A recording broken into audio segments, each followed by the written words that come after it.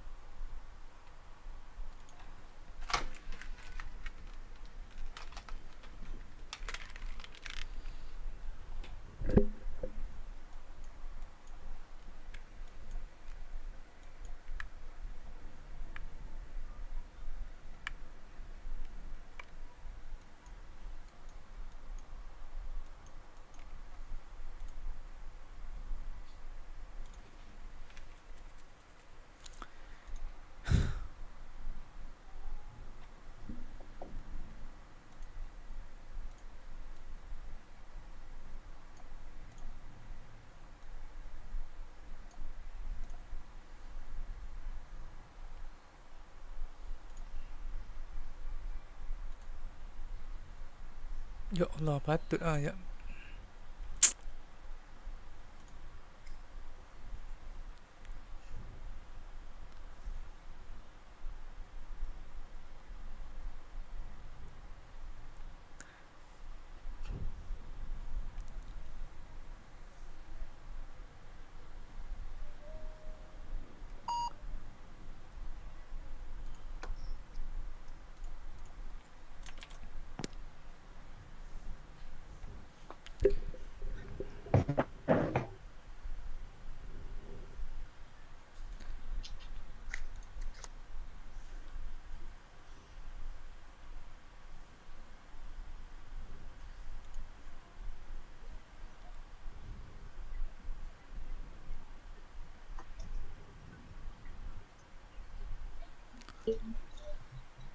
Scan borang cadangan.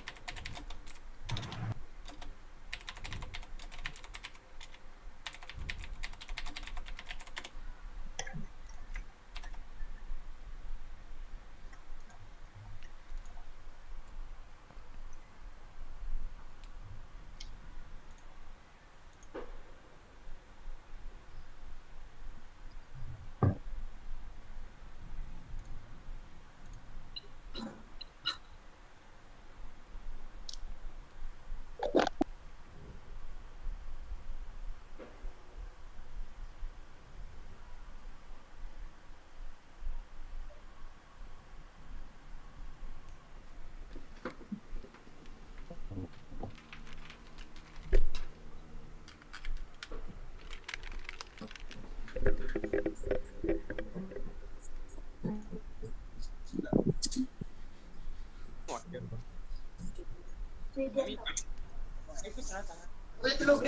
ni. Kena minum.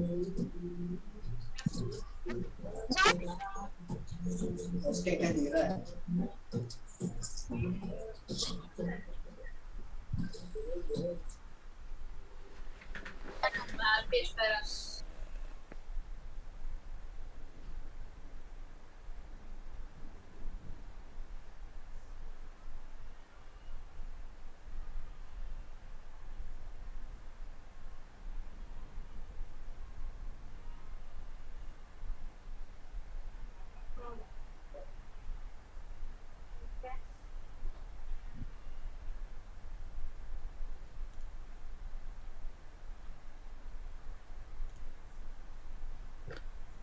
Macam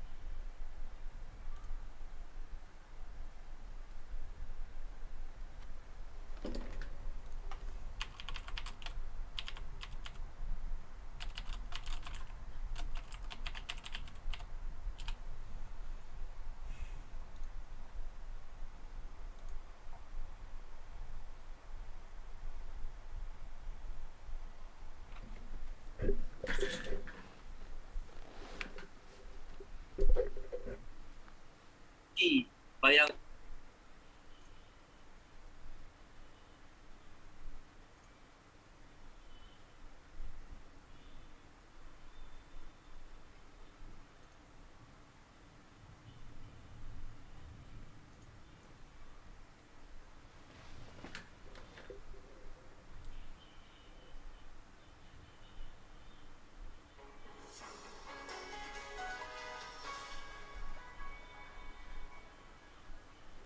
saya tidak mahu tergesa-gesa dalam hal ini, tetapi itu tidak bermakna saya melengah-lengahkannya.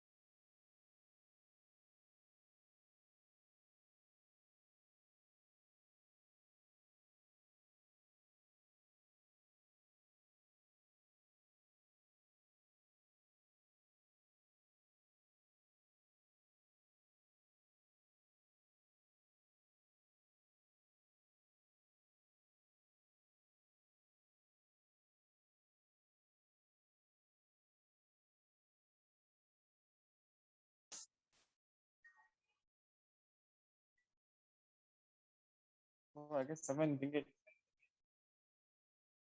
Oh yeah, berat lah. Good man.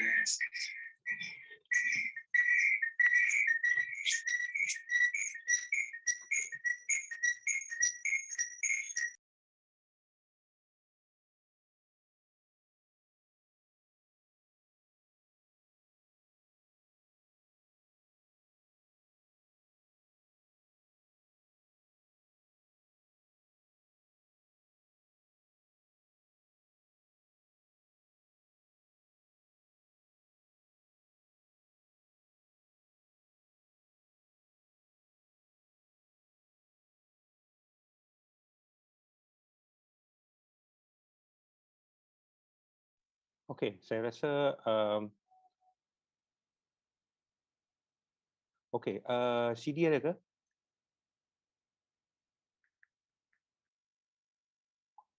Syafiq. Ya, Prof.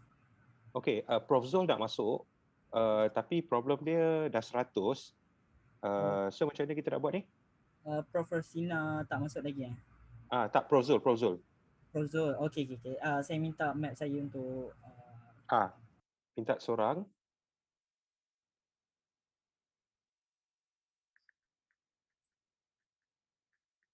Boleh lah.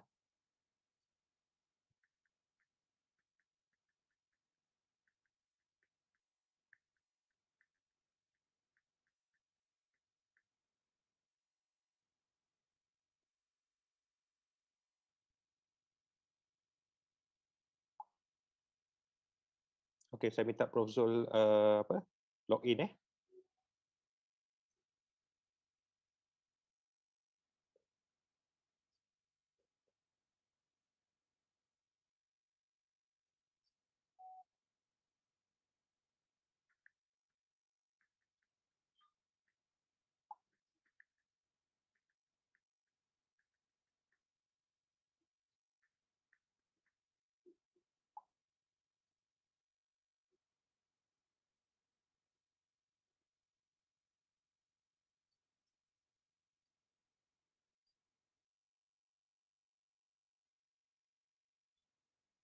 Syafiq, okey dah ke, Syafiq?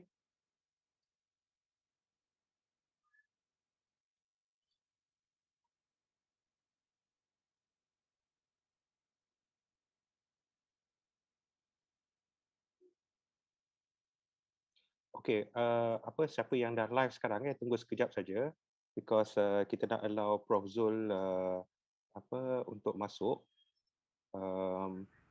Pasal sekarang ada 100 orang so kita minta seorang keluar sekejap and then Prof Zul boleh masuk. saya dah minta my committee untuk keluar, Prof. So Okey. there will be 99. So Prof Zul dah masuk ke? Kalau Prof Zul dah masuk,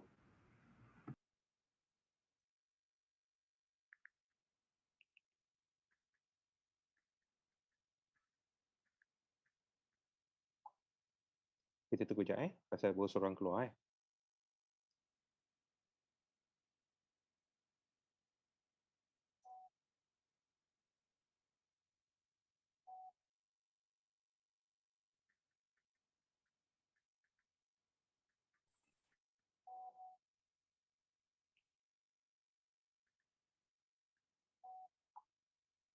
Okey, tak apa Syafiq, Prof Zul kata tak boleh masuk juga, penuh. It's okay. So kita start je lah.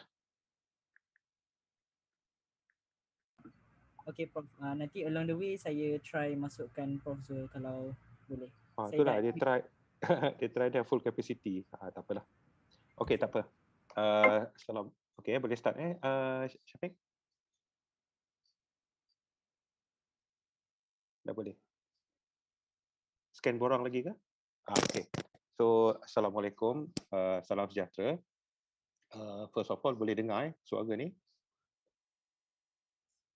Maybe Syafiq, beberapa orang boleh buka video lah. Aku tidak, saya cakap seorang-seorang.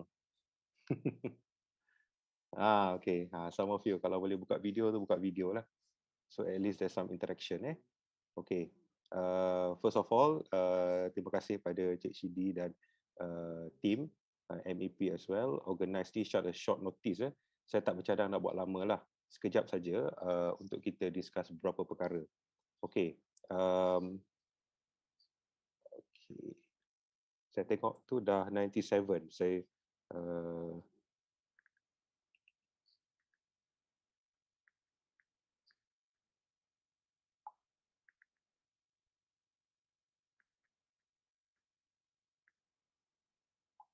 okey, tak apa. Jangan keluarlah, siapa yang keluar tu cukuplah, tak payah keluar dah lagi. Seorang, dua orang keluar pun tak apa. Sekali dah okey. Kalau saya buat dah kurang dah tu 94. Tak payah keluar lah so stay. Alright. So first of all, terima kasih. You all guys can attend to this short meeting. Short, actually more on discussion.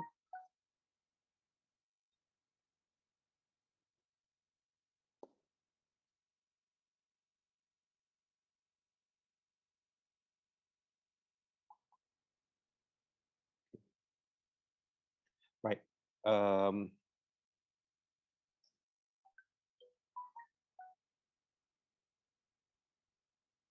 Okay.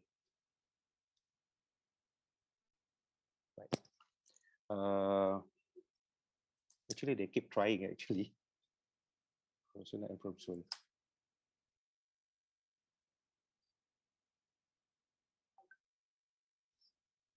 Okay, so pun kita ada 450 people on live per 100, so good lah kita ada most people is around. Okay,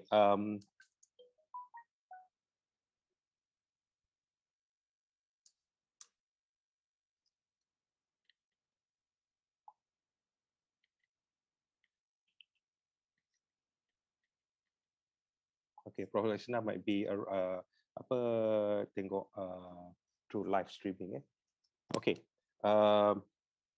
ada beberapa isu. Yang pertama sekali, tujuan kita buat hari ni, malam ni ialah untuk tell the current situation. The current situation.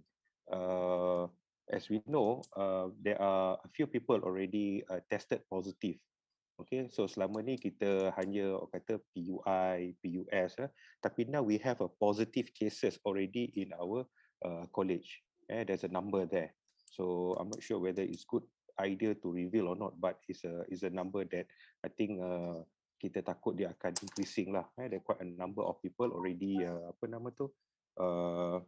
being affected. Okay, I see participant getting less, 88. So please tell your friends, jangan keluar dulu. Tunggu sekejap aja, tak lama meeting ni. Okay, and kalau dia positif, so people around the patient yang kita bagi patient ni all has to be isolated, and some of them already ada symptoms, and PKU akan start ambil swab. So to be fair, I think in reality saya rasa cases akan tambah lagi lah. Cases akan tambah. So itu yang kita concern. Okay. So saya just bagi some background as well. In other college, KTSN pun dah ramai. Okay, KTSN pun there are many cases now. And then Bangi pun banyak juga. Kita share among group in Majlis Pengetua, cases more and more. Okay, more and more cases already being tested positive. So sebenarnya majority of these cases, as we know, datang dari rumah lah, in which ada pergerakan balik kampung, kemudian balik semula ke hostel, dan itu yang menyebabkan kita dapat cases yang positif sekarang ni. So we are concerned about this. Okay, I told fellow and MEP and some of the penyelia semua, our KPI sebenarnya nak 0 cases, too ambitious. Tapi sekarang dah ada a few cases, even though single digit, but I'm not surprised kalau dia jadi double digit soon lah. Okay, so that's one thing. So it's important for us to strict on the SOP. So okay, so itu yang pertama, itu sebagai orang kata opening apa yang saya nak cakap. Secondly, sebelum kita have some discussion, secondly saya kena emphasize kat sini, I'm quite frustrated. A lot of us got frustrated. Fellow among pensyarah semua, di mana pelajar-pelajar tak patuhi SOP, tak patuhi. dan is being brought to my attention a few cases, and some of them saya dah jumpa, saya dah nasihatkan, tetapi ada lagi cases yang masih lagi berlaku. So you guys tolong dengar sekejap, okay? Pay attention sekejap dengan apa yang kita nak cakap ni. Benda ni serius, okay? Benda ni serius. Kalau katakan you all tak take care, tak jaga diri, okay? Kes akan naik lah. Definitely kes akan naik. Okay, and some of the cases yang kita jumpa, I cannot imagine macam mana many of you stay in one room, makan-makan, you know, rehat-rehat sama-sama. Definitely there is melanggar SOP. Okay, and then I think last week or the week before ada yang main bola ramai-ramai. Okay, ada yang pergi ke tempat yang sepatutnya tak boleh pergi. Kita dah letak red tape dekat situ supaya tak boleh cross, steal. Okay. So semuanya ada sebab, semuanya ada sebab kita buat benda ni. Tapi kalau katakan masih lagi berlaku pelanggaran SOP macam ni, macam mana kita nak bendung COVID ni? Okay, dan kami bincang, pihak non-medical pun terkejut dengan apa yang berlaku dekat medical college.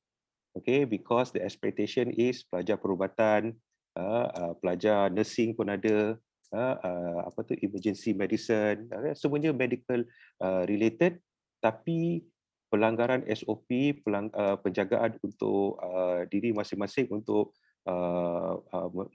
menghalang penularan COVID ni tak bagus. Okay, tak bagus. Okay, so jadi macam mana kita semua ni nak jadi, you all semua nak jadi healthcare professionals tanpa tunjukkan contoh yang bagus. Kita malu. Even college yang bukan medical pun cases dia actually low. Kita ni actually yang banyak. So macam mana boleh berlaku macam ni? Okay. So jadi itu yang each and every one of you, sama ada you live with us participants ataupun you online, you ask yourself, tanya diri masing-masing, adakah ini tanggungjawab orang lain ataupun tanggungjawab diri sendiri? Kan? So paling muda dekat sini berapa umur? 20. Mungkin ada 20, 21 kan Syafiq? That's paling muda. Kan? Dah lepas matrik semua kan? So dah dewasa. So kalau dah dewasa macam ni, if you cannot look after yourself, susahlah. So your action akan menyebabkan banyak implikasi pada benda lain. And I was told Prof Losina is around also, in term of academic calendar also. Mungkin kita kata terpaksa fikir. So ingat, kalau seorang positif, you duduk 4-5 orang dekat dalam bilik ataupun dalam blok tu, all affected. So benda ni yang kita tak nak. Benda ni yang kita tak nak. So jaga diri masing-masing. Itu yang paling penting. So dari segi itu yang saya nak beritahu lah. Dan satu lagi, I was told also, and there is an evidence, ada beberapa pelajar keluar dengan memakai gelang ataupun buka gelang keluar, lepas tu masuk balik. Memanglah security tak dapat, kita tak dapat tangkap ke apa ke, ada orang macam nampak tapi tak ada kuasa untuk tangkap, you rasa mungkin okeylah berjaya keluar, tapi tindakan tu sangat salah, sangat tak betul. Tak boleh buat macam tu. Tak boleh buat macam tu. Adakah semua ni nak treat macam kanak-kanak yang kita kena ikat kan, kena rantai, tak bagi keluar, kita gatekan, kunci, mangga, macam di sekolah asrama dulu. Saya bila dilantik jadi pengetua, saya tak nak buat benda itu semua. Saya nak treat everyone as adult, sebagai orang dewasa. Bila sebagai dewasa ni, memang boleh kena bertanggungjawab. Tapi so far nampak saya punya pandangan tu meleset lah. Not up to the expectation. Someone ask ni boleh tanya soalan. Yes, kita akan bagi peluang untuk tanya soalan kejap lagi. So itu benda reality. Saya cakap direct. I cakap directly, kita tak ada nak tutup-tutup simpan-simpan. So berlaku. Satu, berkumpul ramai-ramai. Okay, ingat tu. Dua, ada percubaan untuk buka gelang, pasang balik, kemudian keluar. Okay, menyelinap keluar tanpa diketahui. Okay, tak bagus. Benda tu memang tak boleh. Mungkin ada yang balik tanpa pengetahuan kita.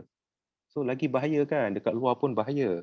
Okay, so these are a few things. Siapa yang pernah apa yang kita bukan kata tangkap lah, saya tak suka kata tangkap, yang kita dapati, yang kita panggil, saya hanya bagi nasihat dulu, saya tak nak marah. And in fact, some of you know that saya bagi lagi tugas, okay, untuk supaya jadi so-called ambassador, beritahu ke orang lain, jangan buat benda macam ni, kita jaga sama-sama. So itulah dalam college ni, kena ingat antara satu sama lain. Alright, so the third thing, apa yang saya nak cakap ialah some of you concern about beberapa perkara. So apa yang kita dah buat dekat dalam college dan akan buat, ini semua saya dapat feedback daripada MAP, daripada some of the student. Satu, kita kena tutup common room. We have to close the common room. Macam dekat Ibn Sina, tempat bilik study, okay, kita terpaksa tutup. Bukan apa, some student kata, oh bilik panas, nak study tak boleh, kemudian nak duduk dekat tempat tempat yang study room. The problem is, number one, tak akan patuh SOP. Maksudnya when you duduk dekat situ, beberapa orang tak ada akan pakai mask, you akan buka mask. Nombor dua, bound to abuse. Kita dapat banyak kali bila kita bagi macam tu, bukan seorang duduk, ramai yang duduk dan tak mematuhi SOP. So jadi dekat luar, dekat mana-mana pun sekarang ni, all common room kena tutup. So that's why we have to close this room. Okay, at least during MCO ni kita kena tutup. Okay, and please patuhi kita panggil apa, peraturan ni. Okay, kita tak nak ada yang argue. You all argue dengan among your student, among your MAP. Tak payah macam tu. Tak payah nak bergaduh-gaduh. When you have a rules, please follow the rules. You cannot say this is your right. This is not your right. Okay, if you close that, this is our right to close and it's not your right to enter. Okay, remember that. Ini semua dalam akta. Kita tak nak langgar benda tu. Okay, dekat cafe also, I think cafe pun susah nak survive sekarang ni. Tak ramai orang makan, tapi kita tak benarkan duduk. Kena take away saja. Okay, that's another thing. Gathering, saya dah mention, no gathering at all. No gathering at all. Kita keep on upgrading. Memang ada masalah apa kita panggil internet connection. Itu bukan masalah dekat KTDI saja, masalah sejagat, masalah dekat Ceras punya area. Itu kadang-kadang sampai Telekom Malaysia punya isu. So terpaksa kadang-kadang benda tu when breakdown tu memang frustrated, tapi if possible try find means. Mungkin you pakai data dulu ke apa ke. Terpaksa buat macam tu. And rest assured kita keep trying. Itu ada isu pihak PTM dah betulkan. So as much as you can try to do online punya discussion. Okay, SOP. Yang penting ialah pakai mask, basuh tangan. Even though you keluar bilik sekejap ke, you pakai mask, basuh tangan. Saya selalu jalan. You all mungkin tak nampak saya. Most of you tak kenal saya. It's okay. No problem. I got no issue with that. Tetapi apa yang saya nampak bila saya jalan dekat kolej KTDI 1, KTDI 2, pelajar keluar bilik ke sana kemari tanpa pakai mask. So macam mana lagi kita nak buat? Takkanlah nak pegang rotan kan, nak marah ke apa ke. Tak bagus macam tu kan. Use your mask. Okay, pakai mask tu. Basuh tangan all the time. And then satu lagi yang kita buat in term of delivery of food. Ini satu lagi saya rasa dulu susah sikit, complicated sikit pasal student terpaksa deliver food ke bilik. Sekarang kita dah kurangkan benda tu. In fact kita abolish benda tu. Kita minta kita bayar some personnel, some staff untuk hantar ke bilik pelajar. So you tak perlu nak keluar. Siapa yang affected, siapa being isolated ke, you tak payah keluar bilik. Food will be at your doorstep. Okay, food will be at your doorstep. So apa lagi yang you perlu buat kan? So duduk aja dalam bilik tu. Okay. And then satu lagi yang saya dapat feedback about penggunaan toilet because cases dah makin banyak sekarang ni. We wish to isolate one block yang so called isolation, one block yang tak pakai isolation, but it's not possible to do that. So there might be some mixture among you all. So apa yang kita try to do is saya dah minta penyelia Encik Hidayat dan tim untuk kita asingkan, kita letak signage. Mungkin toilet ni boleh dipakai oleh orang yang kena isolation Toilet yang ni bukan orang yang tak di isolation, yang bukan, is not being isolated. So walaupun macam tu, we still have to follow the rules. We have to follow the SOP.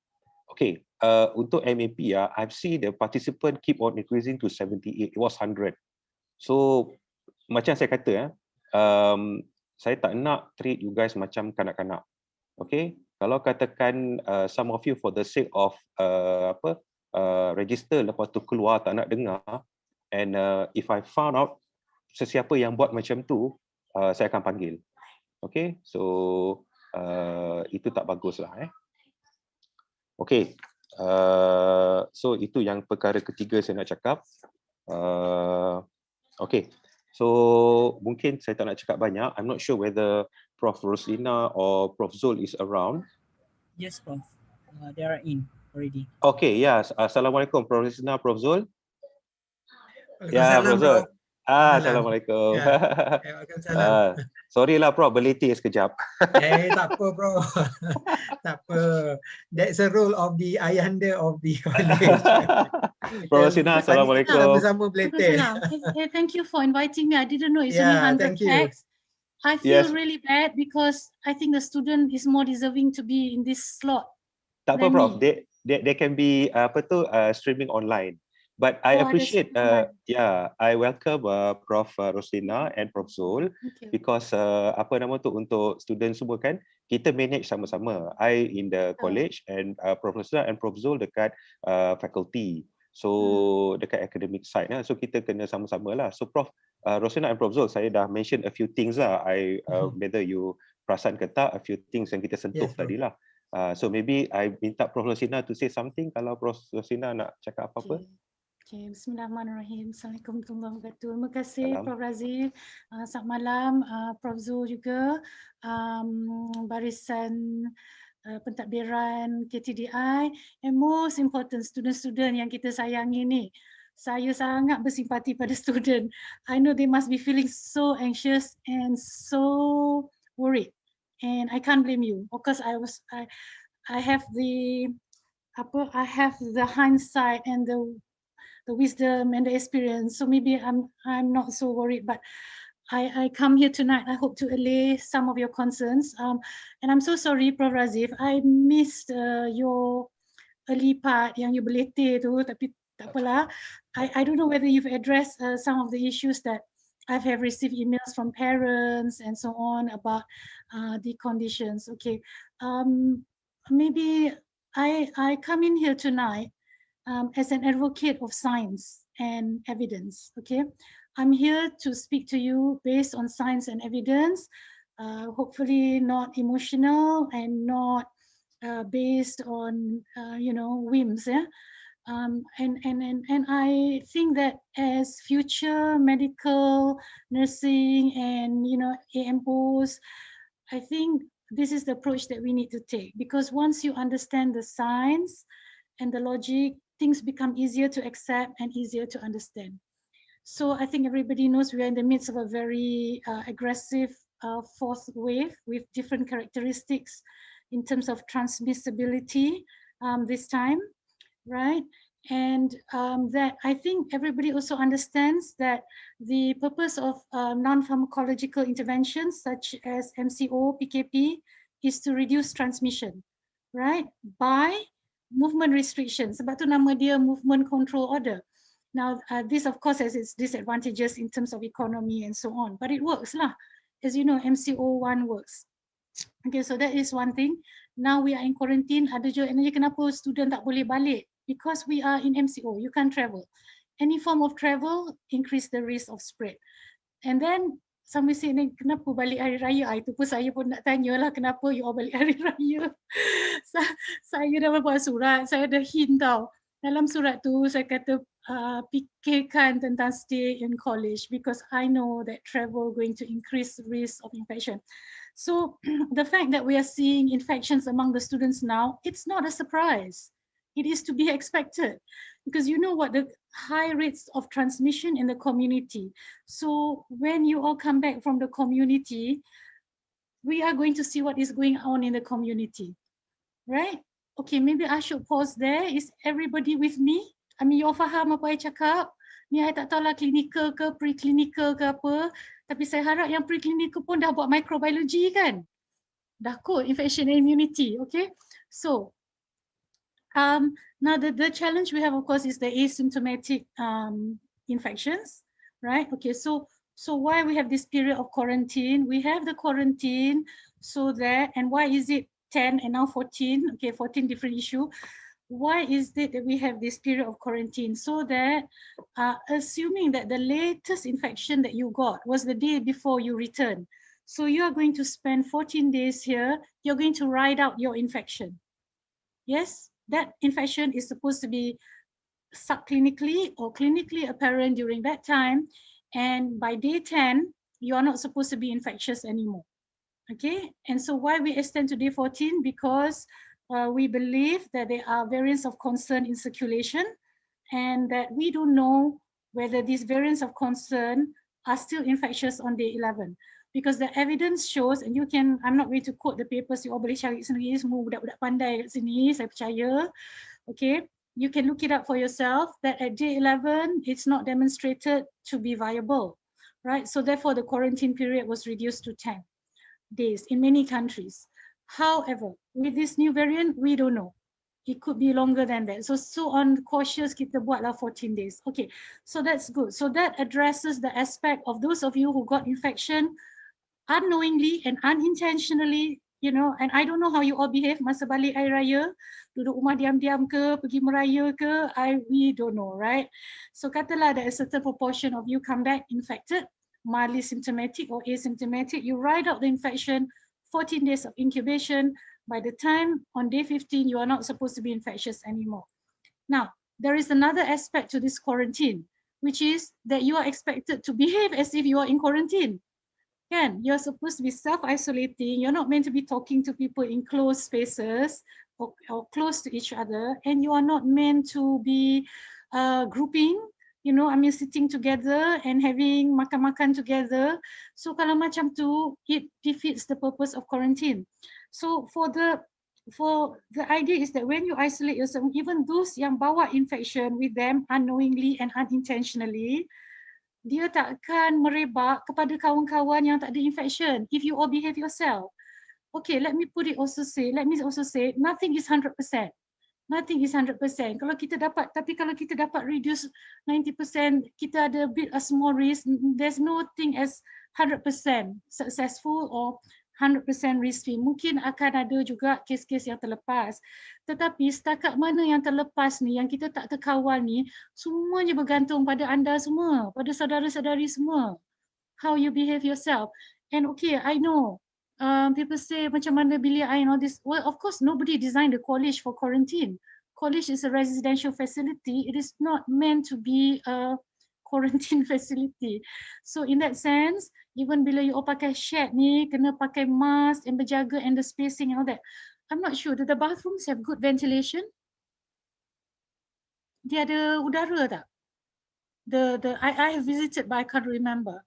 Is there any natural ventilation in the bathrooms? Ada, Prof. Ada angin keluar masuk. If I bagus, remember, bagus. yeah, I bathroom punya layout memang ada, Prof. Dia ada tingkap. Ada natural ventilation kan? Yes. Okay, that's good.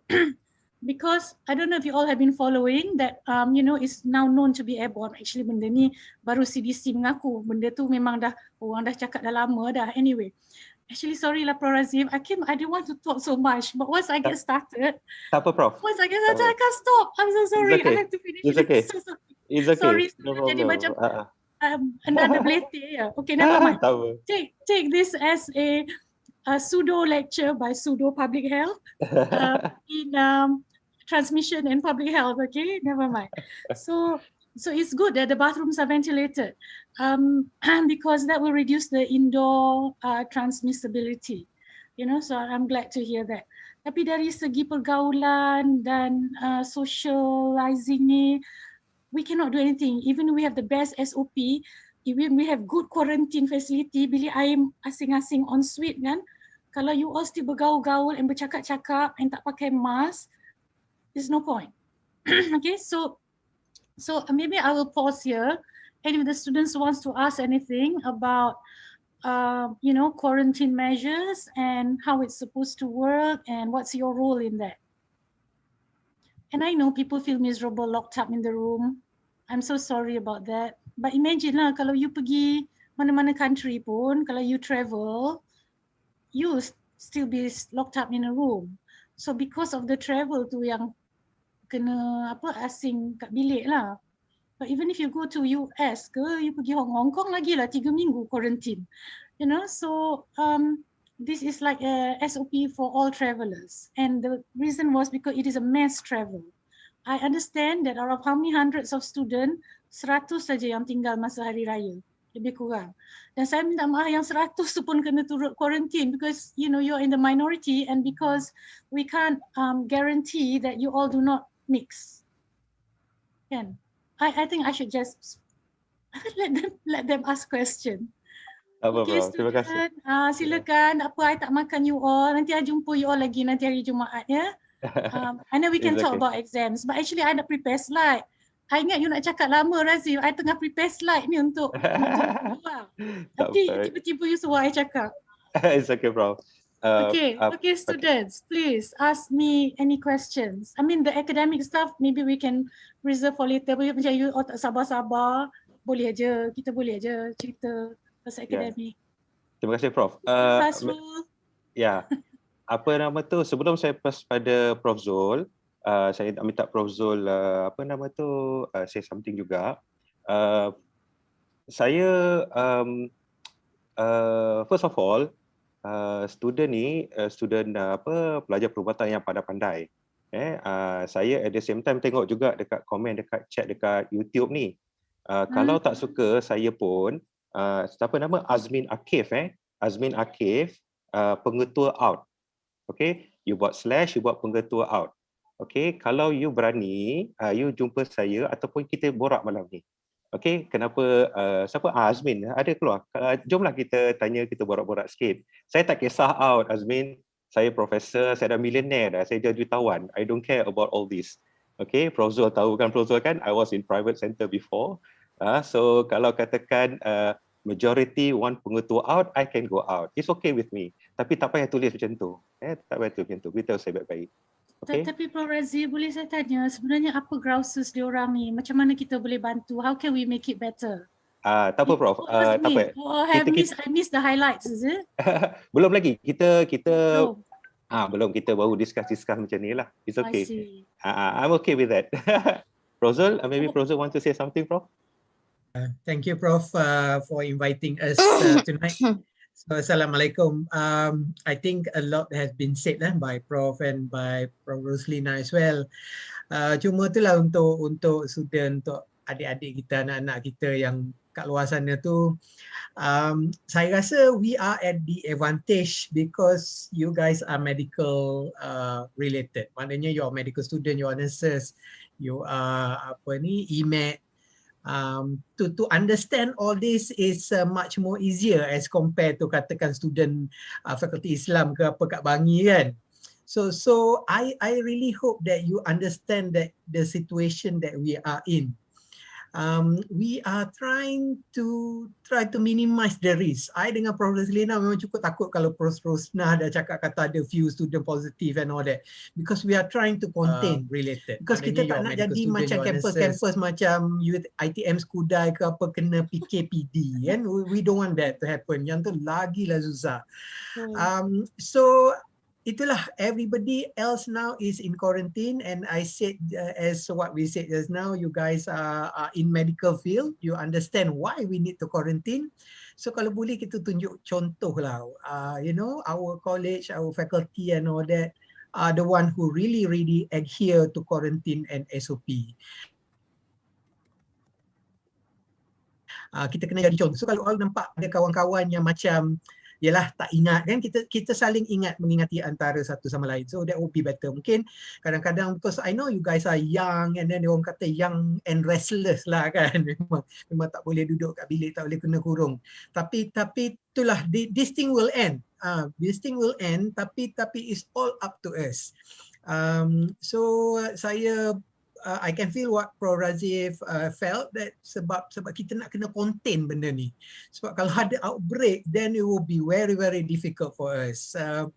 I think apa yang kita perlu buat, kita kena bersabar dan just ikut je apa benda, and then kalau apa-apa yang kita perlu boleh bantu, maknanya faculty ataupun college bantu, just tell us apa benda yang kita boleh buat, kecuali untuk melanggar SOP yang tu kita tak boleh benar kan. So how to assist you guys? Prof Roslina is here, Prof Razif is here, I'm here.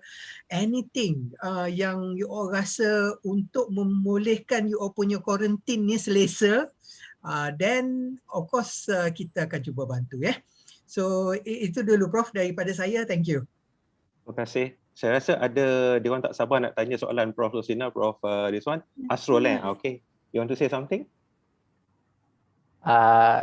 Assalamualaikum semua. Assalamualaikum Prof Razif, Prof Roslina dan Prof Zul. First kali selamat Hari Raya. Mungkin lambat sikit saya cakap. Minta maaf zahir batin semualah. Maaf kalau menyusahkan ke apa. Saya rasa soalan sebenarnya saya buka kamera je Prof. Tapi tak apa, dah lalang saya diberi kesempatan untuk soalan ni. Saya nak address a few issues lah, especially from our students from preclinical punya years. First year and second year lah specifically, yang medical student. Kepada Prof Roslina, boleh ada apa-apa macam Prof nak clarify kepada student first year, second year ke tentang kenapa kita insist untuk exam physical dan mereka kena berada di college, campus dan sebagainya, sebab some student are very anxious about this and I think they need to be clarified by directly to you. All right, thanks for the opportunity to explain. So KPT allows 5 groups of students to be back. And among these are those that need access to the labs, access to studio, access to workshop, access to clinical teaching. So this is where we come in. So by right, then the face-to-face teaching that requires these facilities should be going on. I think what I want to address here is the one thing. The bigger thing is that about student life and being university student. University student and student life and personal development isn't about staying at home and living a life online. Okay, so we should try to develop ourselves here with our peers, with our friends. And I know now interaction is limited, but the whole purpose of being on university is to be different, a different phase of your life, not to still be at home with your parents and do things the same. It's an opportunity for growth and learning in a different setting. So that's one, that's the bigger picture. And the other picture is the access to, I think you're right, Hasrul, the tolerance, the risk tolerance for the preclinical is lower than the risk tolerance for the clinical students. Because the clinical students have probably been oriented to the nature of the work that you are going to do. In our work as healthcare workers, we are always going to be facing risk of infection, right? A risk of infection and other risks as part of our occupational hazard. So a pandemic comes into our scope as well. I just want to say a few things, if I may share this. I think many are wondering also about the face-to-face exams, right? Theory exam, why not online? Okay, I want to present this in as neutral and objective manner as possible. If I may be allowed, tak sempat nak buat PowerPoint, tapi tak apalah, I dah ada satu if I may be permitted to share my screen. Can Prof. Can you see? Oh, it's too big. Can you see my screen? Yes, Prof. Okay. Boleh. Yes, Prof. Okay. So everybody knows this, right? The 3 C's. Closed spaces, crowded places, and close contact settings. Okay. I think I've said it many times that, or maybe you've heard me say, we don't have exam clusters. To my surprise also lah, to my surprise, kita every time kita hold breath kan. We have not had exam clusters. I'm going on facts, yeah. I'm just going on facts. I'm not being biased or anything. The track record is that we as a faculty have not had exam clusters, thank God. Okay, be it for theory face-to-face or be it for clinical. clinical lagi lah. Dia kena interview patient, dia bercakap kan, walaupun dia pakai face shield and mask, but there is interaction in terms of talking. And there is physical contact in terms of examining, right? And remember, it works both ways. We can get from the patient can get from us, kan? Okay, so, and I'm not making this up because we have been in the pandemic for 1 year. Why are we not seeing the exam clusters? Anybody wants to have a guess? Okay, maybe some of you would say because of SOP. Okay, let's go down to the nitty-gritty of it. When we have theory exam, I'm not advocating for this, right? I'm just trying to explain the facts first. When we have a theory exam, we choose day one or venues so that we can just have 50% capacity. Maknanya kalau dulu kita guna satu day one, and you know the standard spacing memanglah 1 meter untuk exam kan. Tapi bila kita dah ada 50% capacity, we can space out to 2 meters or almost to 2 meters. So kita dah avoid the crowding, right? Kita dah avoid the crowding. Dan satu lagi, poor ventilation. We know now the role of airborne transmission. So I don't know whether you all know, tetapi macam dalam lecture theatre, dalam exam hall, ada yang 4 segi, yang slats tu kan. So that one is actually for air changes. That's for ventilation. That allows air to circulate and to be changed so that there is some fresh air coming in. Of course, it's not as good as being outdoors, but who wants to have an exam outdoors, right? So we do not have closed spaces with poor ventilation. We have wide spaces with good ventilation. So that's one.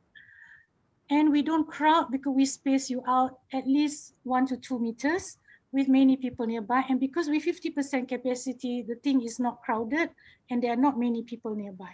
So the other thing that makes it a controlled situation is the close contact setting. You all tahu tak, masa exam tak boleh cakap kan?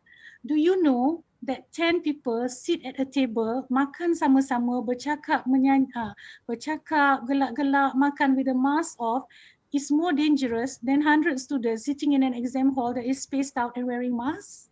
Fikirkan. Betul kan?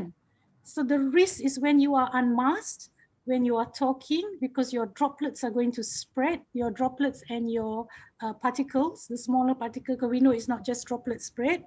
Ni you all kena baca pasal droplet spread dengan airborne spread. Very interesting.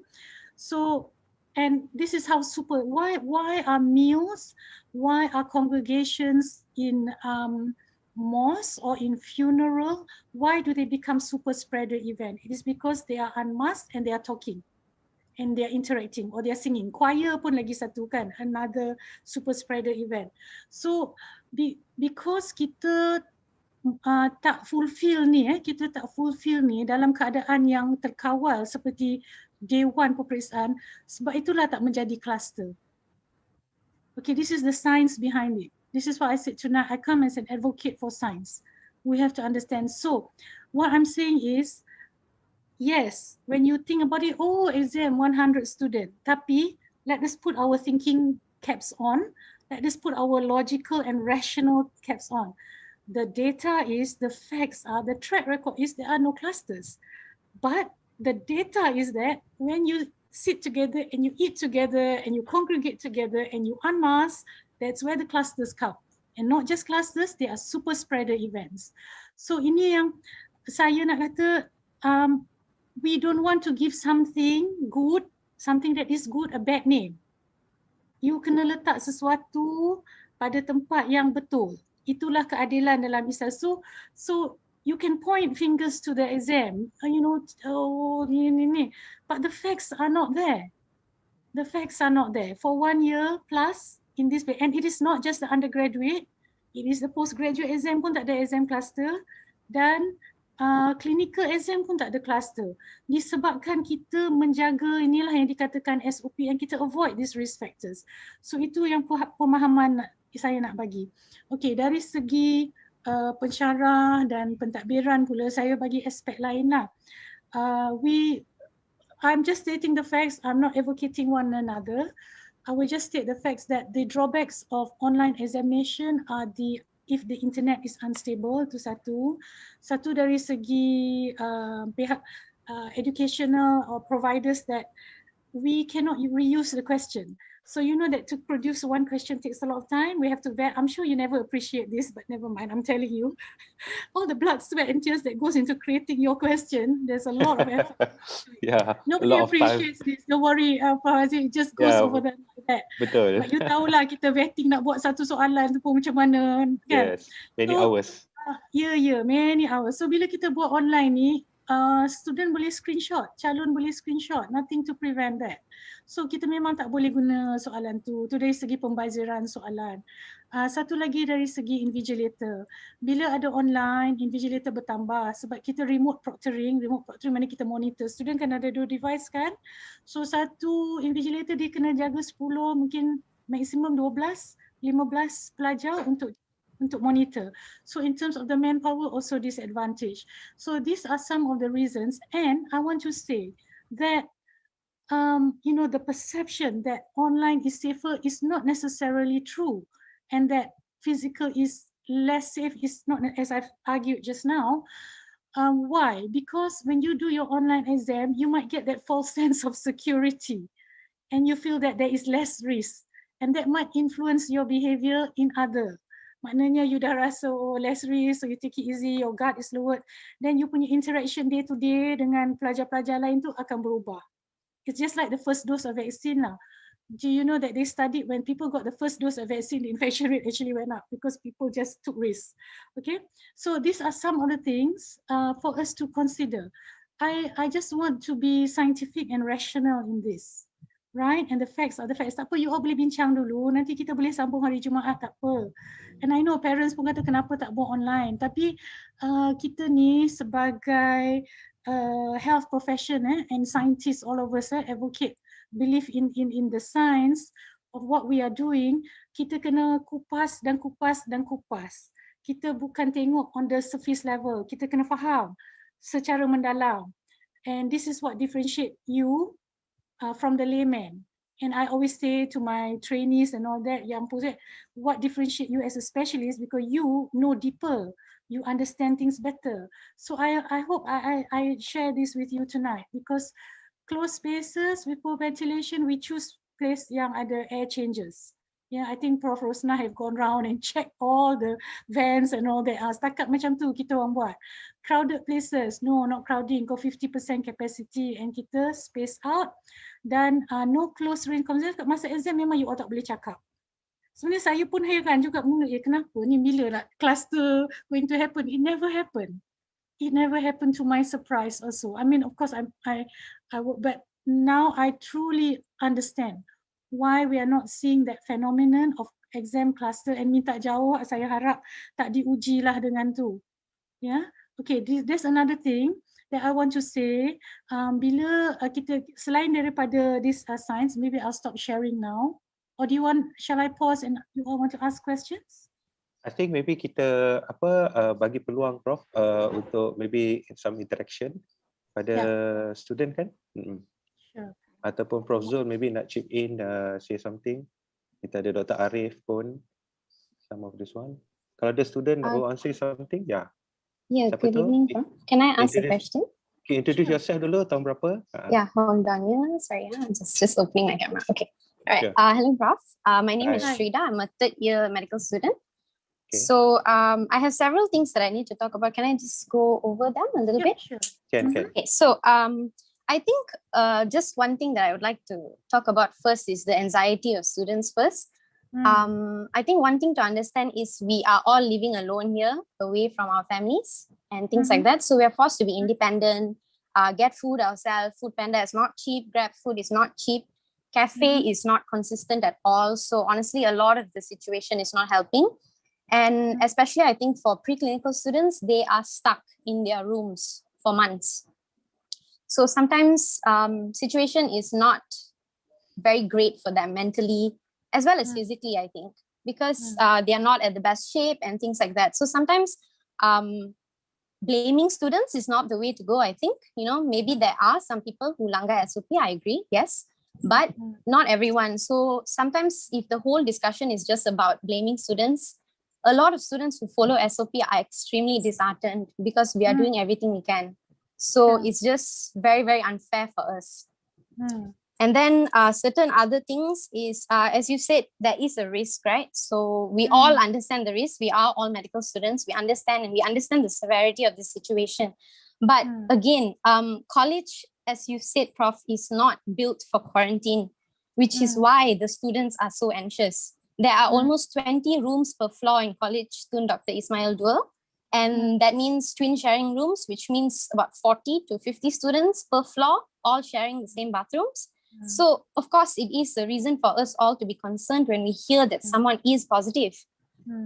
So that is something that we're very worried about, of course. And then another thing also is how the college has been taking care of close contacts. I think one thing that is a bit worrying is sometimes when you find out, let's say your housemate or someone close to you is positive, right? You are a close contact. So something that is a bit disappointing for us is there is no swab arranged for us.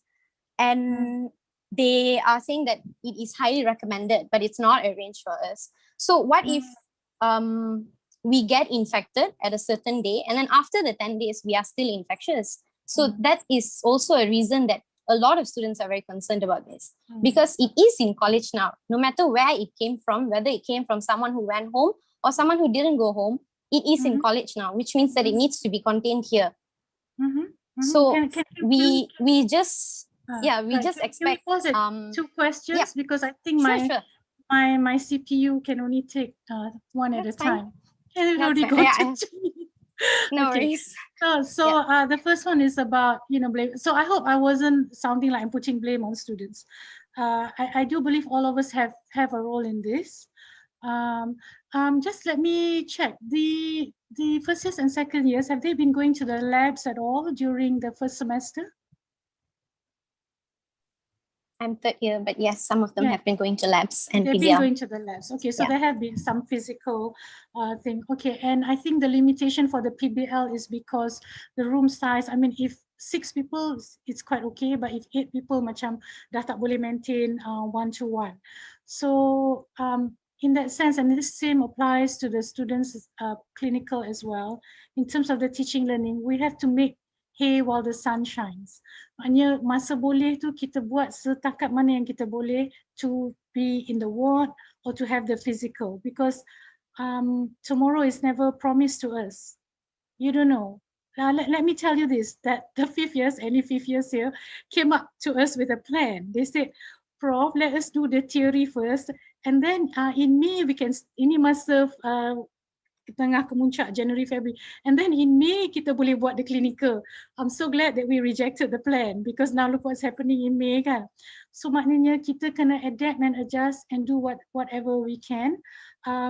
I welcome suggestions how we can improve the mental health of the students. Especially you say the first year and second year, and I understand that, the seniors may be a bit more resilient. I really think that we can work together on this to make conditions better for them. Okay, so the fact ni pasal the second one is pasal testing kan? Betul? Pasal testing. Okay. Yes. So far we have been very fortunate to be working closely with PKD through Prof Rosnah, our public health and occupational health specialist. Maknanya student kita dia akan swab juga. Tetapi sekarang ni the reality is that even though she has been calling to get the swab done, especially the second swab, PKD is just overwhelmed. And this is PKD lah yang buat contact tracing, PKD lah yang buat swabbing, PKD lah yang buat vaksin, PKD lah yang isi borang, PKD is doing everything. And the fact is the healthcare system, not just the clinical, not just the ICU, but the public health side is also under great strain. So I think that we were just having discussion about this morning, that, again, we have to fall back onto the science and to know that the incubation period of maximum of 14 days, then you should not be infectious. Just for info, that sometimes the PCR can still be positive even after 2 weeks. And this is thought to be due to viral shedding and the detection of DNA debris, genetic debris from the virus. It does not mean that they're infectious. So, if we understand the science, kita boleh percayalah that after 2 weeks, we should not be infectious, maybe 99 or maybe 90%, 90+% of the time. cannot guarantee. There's no guarantees. So I think we have to understand that. I don't know how else I can reassure actually. She does. So the fact is, yes, but if you have concerns, and this one, of course, if you have the money to do it, Umbi actually offers a discount rate, which is very cheap, dia punya PCR compared to outside. So kalau ada concern sangat about this, you can get yourself tested. In fact, in my personal opinion, the government should be encouraging the public to get themselves tested at their own cost, because it is so prevalent in the community. You cannot wait to be called to PKD for testing, because by the time the tests are processed and all that, your swab might be already day 5. And then if you didn't know, or you didn't want to know, you could have walked around. I mean, not you lah, not the student, I mean, whoever. So there is a breakdown in contact tracing, in the isolation. Yes, I agree. There is a nationwide problem until the numbers come down, because the capacity is overwhelmed. So we have to fall back on the science. I don't know if that is an acceptable answer. Okay, thanks, Prof. But she's trying to get the swabs done, but no reply. Yep. Prof Zul, maybe ada apa nak tambah, Prof? Itulah, Prof. I just need to echo this. I've been echoing this a lot of time. If a student needs some financial assistance ke apa ke kan, please do not hesitate to contact my office, Prof. I know the times are hard. We are able to help. Just let us know. Anything regarding financially, we should be able to help you guys. Yeah. Okay. In reality, what we are concerned is kalau jadi macam UTM, kalau jadi macam a few places, even as for today, ada 2 pangsapuri dekat Bandar Permaisuri kena PKPD, kawat berduri. So that's something that if happen, in our KTDI, is something that you guys akan jadi lagi stress lah, that we can so something that kita kena be very careful on this. So that's why, having said that, Prof. Rosina, kalau katakan voluntarily swab kan, because they are all carriers, most of it carriers. So kalau katakan it tested positive, then the implication is there's a possibility of the numbers, and PKD may look like this, they akan seal everything. So dia akan bawa ke MAIPS kan? Yeah, I mean already patient Arif kan, dia dah hantar kan, Dr. Arif? Our student dah hantar ke MAIPS. Student dah hantar dah, Prof. Ya, ada beberapa student dah dihantar ke MAIPS. Yang kita tahu semalam tu masih ada kat Kolej lah, belum lagi di bawah. Saya rasa MAIPS pun almost full juga tu. No, MAIPS pun dah tercukup katil. Okay. So okay, so now we are talking about thanks for ada siapa lagi nak sorry, I still have some concerns, Prof. Sorry. But okay, Shuda, I think what we need to address is, at an individual level, what can we do to protect ourselves? Yeah, correct. And this thing applies even if you're at home. Do you know that whole families are being infected with this strain? Maknanya tak semestinya you duduk rumah you selamat. Yes, Prof. Yeah, I completely understand that. But my concern is that we are all anxious because we are here alone. We are not with our families. We don't have security. We are not vaccinated. So we have all the reason to be concerned, which is what I'm saying. Okay, so it boils down, what can we do to empower ourselves to be more safe? Right?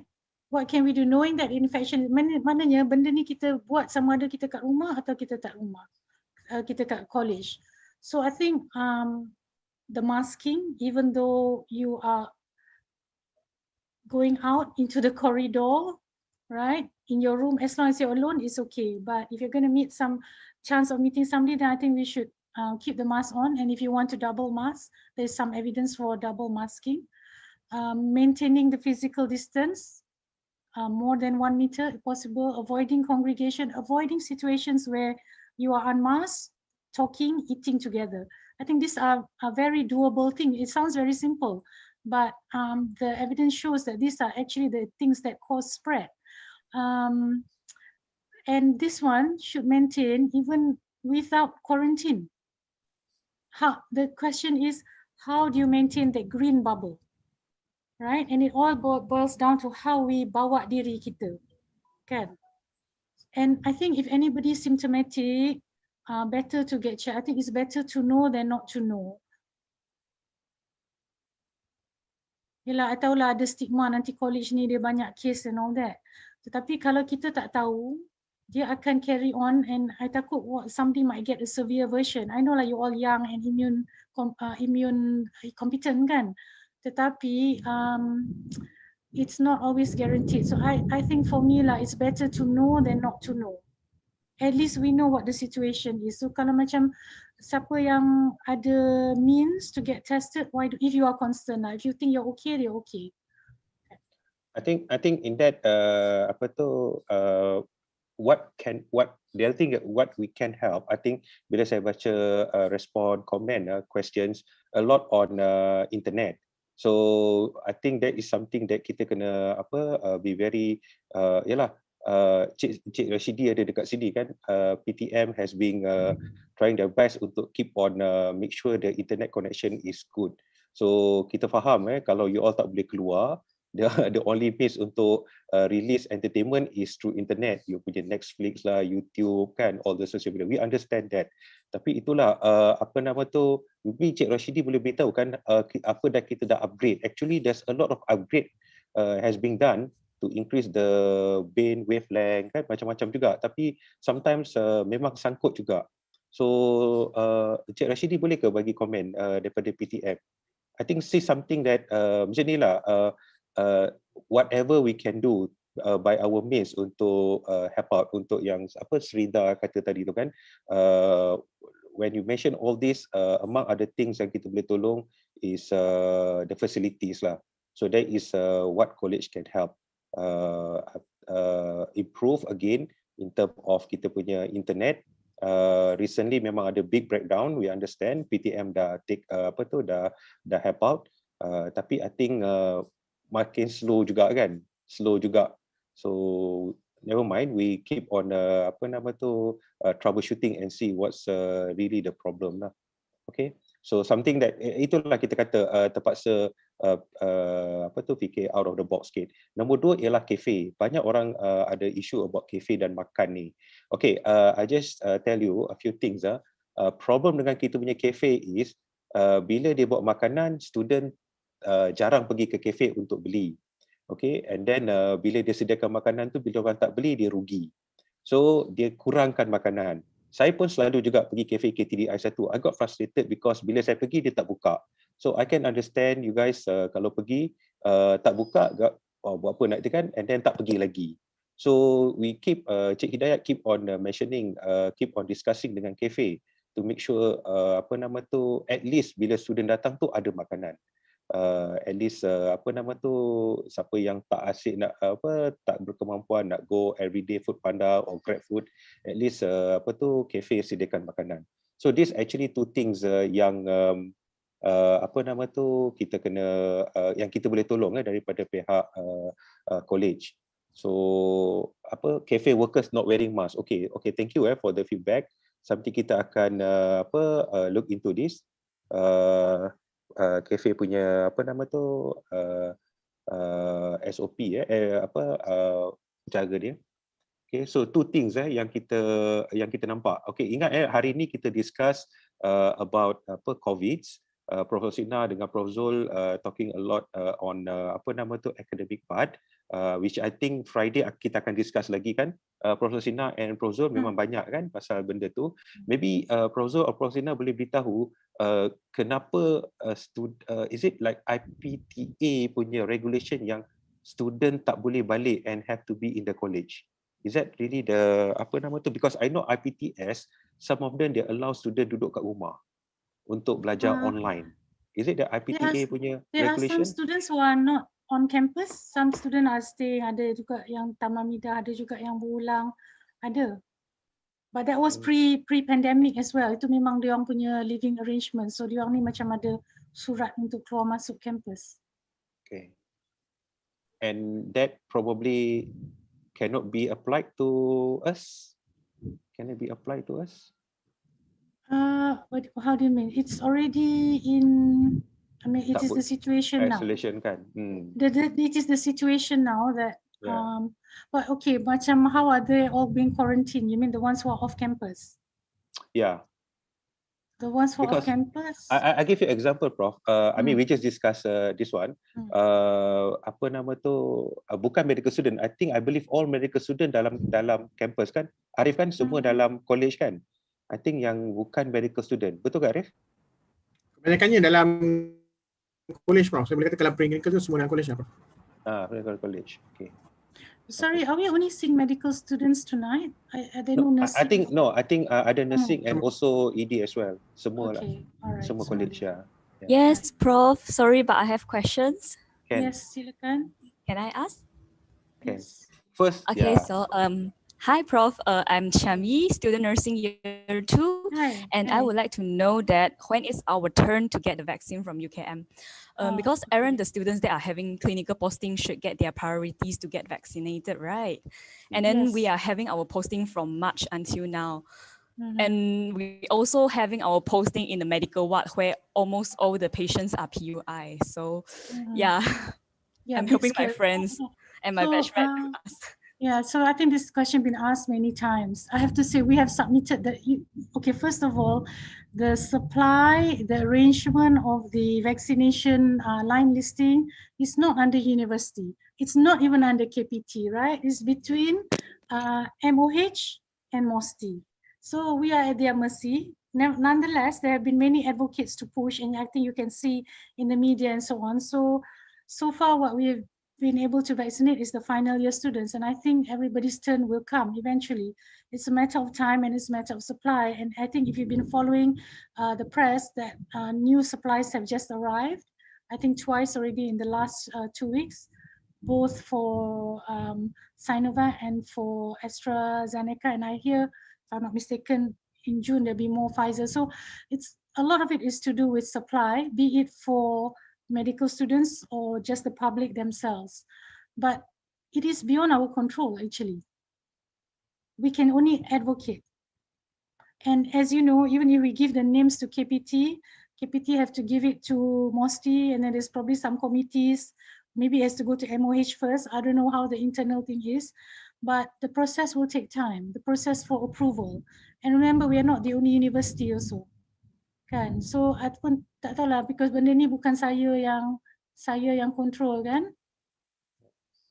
Okay, so sure. just, I guess the bottom line is that we wait and we push while we're at it. Okay, thank you. Never mind, we just asking. I think last week kita hantar lagi kan, Prof, senarai nama student kita. Yeah, kan, kita dah hantar 3 kali. At least 3 kali dah hantar. Yes. Cuma itulah, I know it's quite difficult to get AZ, tapi for those yang boleh, yang dah try itulah untuk dapatkan AZ vaccination, kalau ada buka lagi, you all try to get the outside one jugalah. We understand your situation.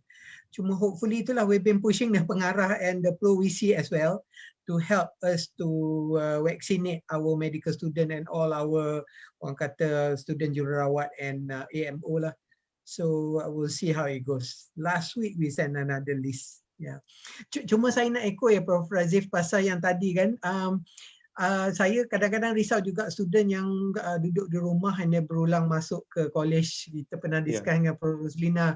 So kalau boleh yang duduk di rumah tu, kalau boleh kita nak minta dia orang stay put lah. Kalau tak ada apa-apa hal, kalau pengajaran, pembelajaran semua boleh buat di rumah, yang duduk di rumah buat masa ni, kurangkanlah travel naik turun ke college dan balik ke rumah. Itu yang saya nak sarankan lah. Betul, this is what I'm saying, that you all have to, not just you all lah, even I, all of us have to maintain that green bubble. Keep your bubbles green, so that when you congregate, when you know, at least you are mixing with people yang sama-sama jaga. Itulah dia. Kalau seorang aja tak jaga, then it puts everybody at risk. What more can I say? Everybody have to do their part. Waalaikumsalam. So, Assalamualaikum. Selamat Selamat malam Prof. Roslina, Prof. Razif Mohammad Yunus. Saya wakil daripada tahun 1 medik. Saya ingin bagi beberapa concern lah daripada batch saya. So diorang sebenarnya ada masalah dari segi balik kampus tu sendiri pun. So katanya memang kita ada kita under kategori 6 iaitu badan professional exam. Tapi dikata juga itu adalah terpulang pada fakulti juga, sama ada nak berikan benarkan tak student tu balik atau tidak, seperti macam U lain, UM dan pelbagai U lain, diorang punya student medik first year if I'm not mistaken masih lagi dekat rumah, masih lagi berjalankan PDP semua secara dekat rumah, exam pun dekat rumah. Jadi diorang kata kenapa UKM tak macam tu juga. And I do understand about bila kita balik campus, the life, the communication skill, leadership skill is on. Memang kita waktu SEM 1 hari tu nak pergi ke SEM 2 pun bila ada kenyataan suruh balik, memang kami semua balik, memang nak balik masa tu masih lagi dalam control, dan kami pun pernah ada face to face experience face to face UM human genetic before. Tapi apa yang jadi isu bila orang kata tapi kita balik tapi kita tak ada apa-apa pun face to face, practical pun online, semua segalanya online, dan kita punya pergerak pun limited, tak boleh nak ke mana-mana. Jadi kenapa kita kena balik tapi duduk dalam bilik je, dan internet connection pun tidak stabil juga. Dan kita pun dari segi kewangan, dari segi segalanya pun affected juga dekat sini. Jadi why not kalau kita stay dekat rumah saja. Dan lagi tu face to face ni juga diorang kata walaupun memang tak ada exam cluster tapi still we need the movement, pergerakan. Lagi-lagi ni adalah EOM. Kenapa dia applicable kepada universiti lain tapi UKM kita tak boleh. Itu yang concern yang mereka rasa agak risau. Okay. So what is your suggestion? From my batch, they said that supposedly at the first kita tak patut balik lah katanya, sebab just for EOM the 20%. When is the first? Masa nak ada keputusan untuk balik campus tu, ada surat keluarkan. So masa tu mungkin fakulti boleh ada pertimbangan. What Macam month was that? Last month, this month, right? This month, lepas raya, waktu raya tu. Because we know that risk of bila raya ni kita tak boleh nak control like others, how they, maybe bukan dia orang yang keluar, maybe their parents actually affected. So we know that. Why do the students go back then if they know that travel is risk for Hari Raya? This is a question that really confounds me as well. Why do students choose to go back knowing that travel is risk and the risk of bringing back infection? Sorry, Prof. Can I have some words on it? Yes. I'm Ui. You may call my surname Ui. I'm from first year medical student. So here I am to add on something is that we know that travel itself is a risk. So at first, I am one of the student that actually has access to go back but choose to not. It's not because of I don't want to go back, because I'm scared of transmitting it to my parents. So the concern of the students is that we couldn't blame anyone else that Raya, they go back. The first travel is already done. So to them is that we should avoid the second travel, but the second travel is forced again. That means we know that it is students, I couldn't say fault, but then it is students' choice to not to go back at first, but the first travel has been done. So we should look forward to what happens next before, talking about before we coming back to campus lah. But right now the travel has been done again. So that's the thing. And then based on what Aisa has just said, because I've confirmed with my friends, I have some friends and relatives in different medical schools. So as far as I have confirmed, University of Malaya, and then UPM, USM, all the preclinical students stay in their own house. Only for students who have problem of internet connection are allowed to go back to college for better connection for online classes and confirm, because everything is online, so the exam is online. And the thing is, for UKM, we all get back to college for a poorer internet connection, where we know that the internet connection is getting better and getting fixed. And then that's the thing that we feel very anxious, because we actually has a better internet connection at home, but we are forced here for an online class. And as what Aisa had said, to make it more precise, so far we only have two physical compulsory event that we need to go to faculty. The first one is a TBL session in HG, and the second one is the EOM of HG. Even for the practical, at first we feel so disappointed that we saw a team that is made for for the practical online for the infection and immunity module.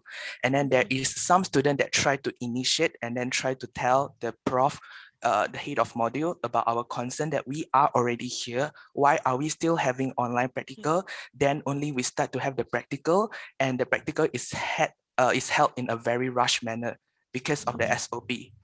So everything we would like to know is that we know that at first we come to the campus in the beginning of SEM 2, is given information that we are in category 1 and 6 as per said by ISAP.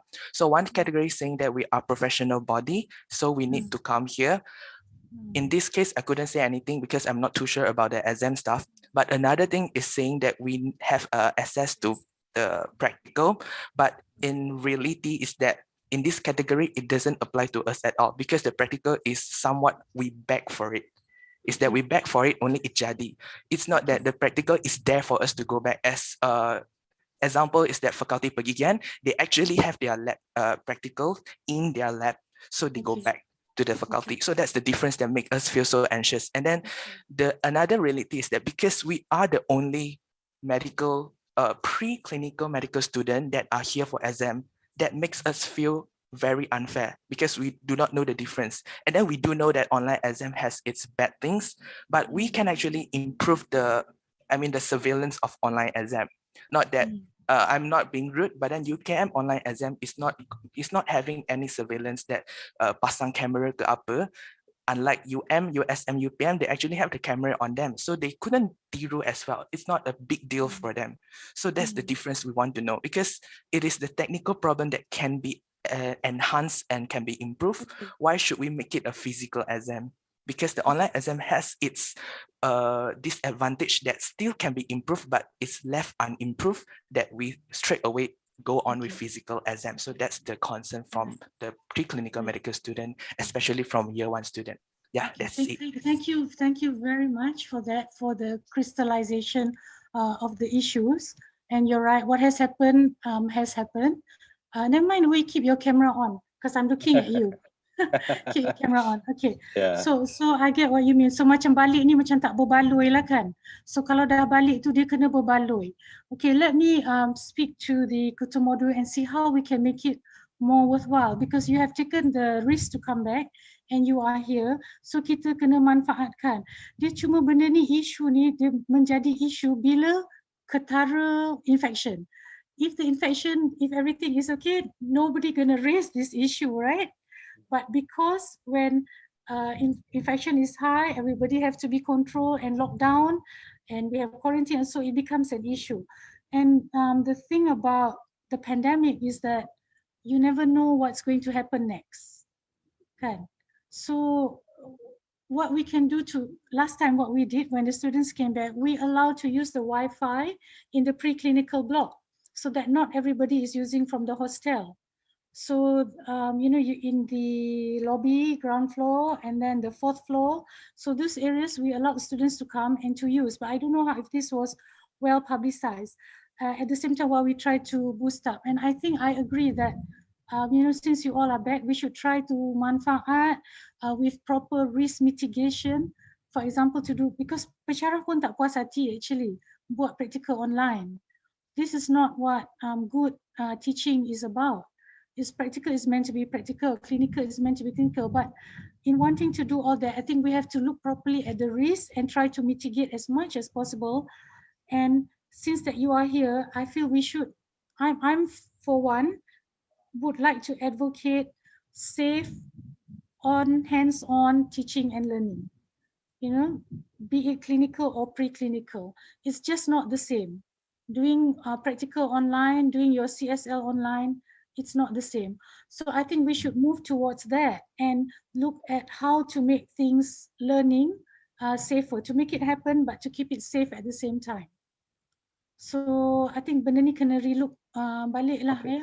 Arif, please remind me. And then the BSL lab is another venue for hands-on as well. Yep. Sorry, you want to say something, Razif?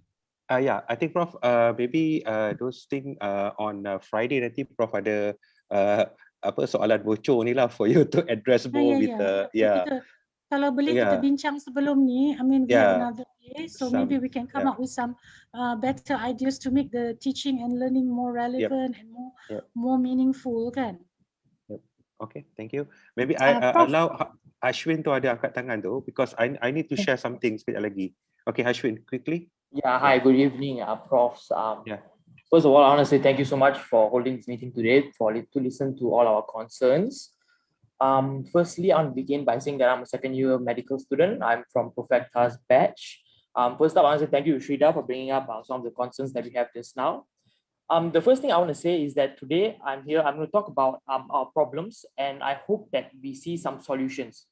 I won't touch much on the academic issues because that will be addressed on Friday.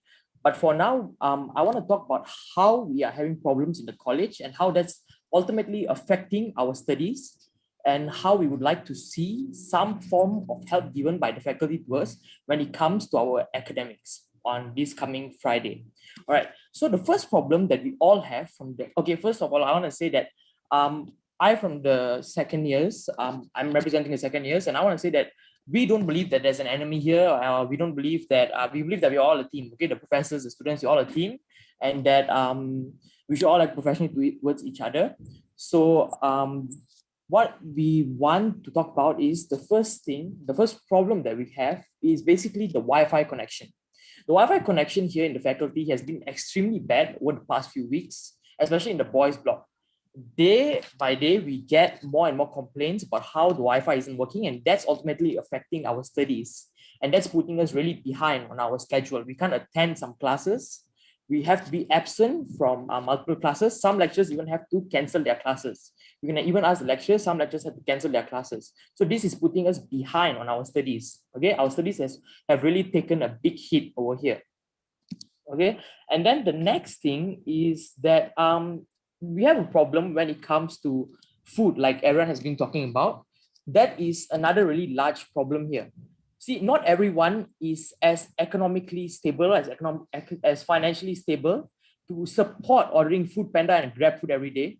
And the cafe is not too accessible, okay? So again, we want to repeat that nobody is against anyone here. We're all a team, okay? So we want to see our rights be taken care of. Basically, we don't have constant access to proper food because some people are not as financially stable, and the cafe is also inconsistent, like what Shrida said. Sometimes they don't have food, okay? And then another problem that we have is that the regulations here, there's no proper regulations for quarantining in our college. There are students constantly leaving, coming back in, going out, and there's people from, there's basically people are leaving and coming out whenever they want to, and there's no proper regulation. In the showers, you can't wear a mask in the showers. You can't wear a mask in the toilets. I'm forced to sleep beside my roommate. My roommate's a great guy. Okay, I'm nothing against him. But I'm forced to sleep beside my roommate. I don't know where he's been the whole day. He could have been in contact with someone who has COVID, and I have to deal with that anxiety day by day. So what I want is for maybe the lecturers to maybe look at it from our perspective. Like, I'm an asthmatic. The moment I get COVID, I'll probably leave this world. It's a one-way ticket, you know. I'm probably not coming back if I get COVID. I'm an asthmatic. I have to live with an anxiety day by day. I have friends who are not too immunocompetent. Just imagine if I become a carrier of COVID and I spread it to someone. I have to bear with that guilt, you know. Like just now, I was actually studying just now, and I heard about the case of the person in our batch who was positive, and I really couldn't study anymore because it made my hand and feet go cold. I just had to stop studying and just go to the side for and just recuperate. So put yourself in, I'm asking the lecturers to maybe put themselves in the place of the students and understand how much pressure we're going through. And I hear this argument come up a lot that when you're doctors in the future, you will have to face this situation. But there's a difference between us and doctors here. Doctors have a control on who they meet, where they take a shower, where they sleep at night. I can't control all of that. I can't control where the person sitting beside me has been throughout the whole day. So you have to look at it from my perspective. I'm not a doctor yet. I'm just a student who has to live by the regulations set by my university. So I really hope that my university will be kind and understanding towards my issues. Like, okay, I admit face-to-face exam is the best way to go from here.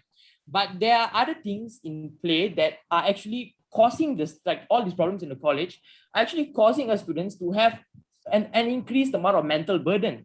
And this is basically putting us back on our academics. So we hope that the faculty will understand, and therefore we have some wants. Professor has some wants when it comes to the academic prospect, when it comes to the academic perspective, that we want to see be met by the faculty this Friday, but that's for this Friday. So we hope that the faculty will be understanding towards us. Yeah, and like for today, we would like to know how would the lecturers, how would Prof solve the issues for the Wi-Fi, for the food, for the regulations of quarantine, like the showers, the showers, people moving in and out, and then is the fellow, I'm sorry, I'm not pointing fingers here, but is the fellow living and is fellow going out and coming in all the time, or does the fellow have to quarantine as well? That's another thing that's also a rather big issue, because he lives together with us, you know?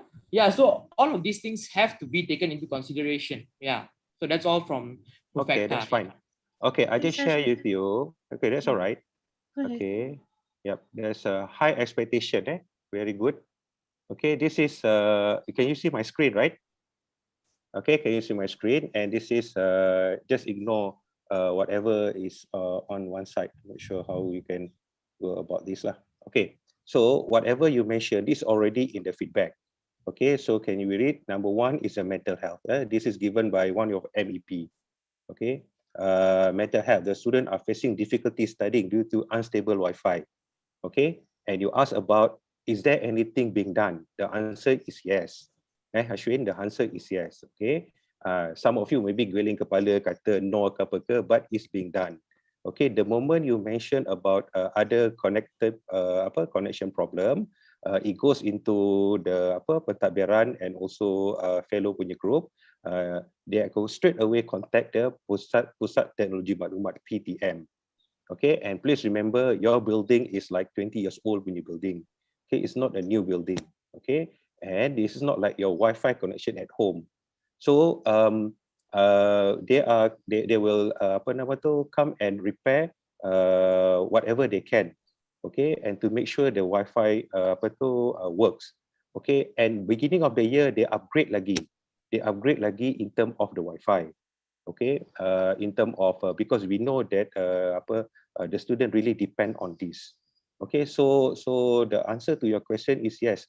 PTM Pusat Teknologi Maklumat is working on it. Okay, memang buat, memang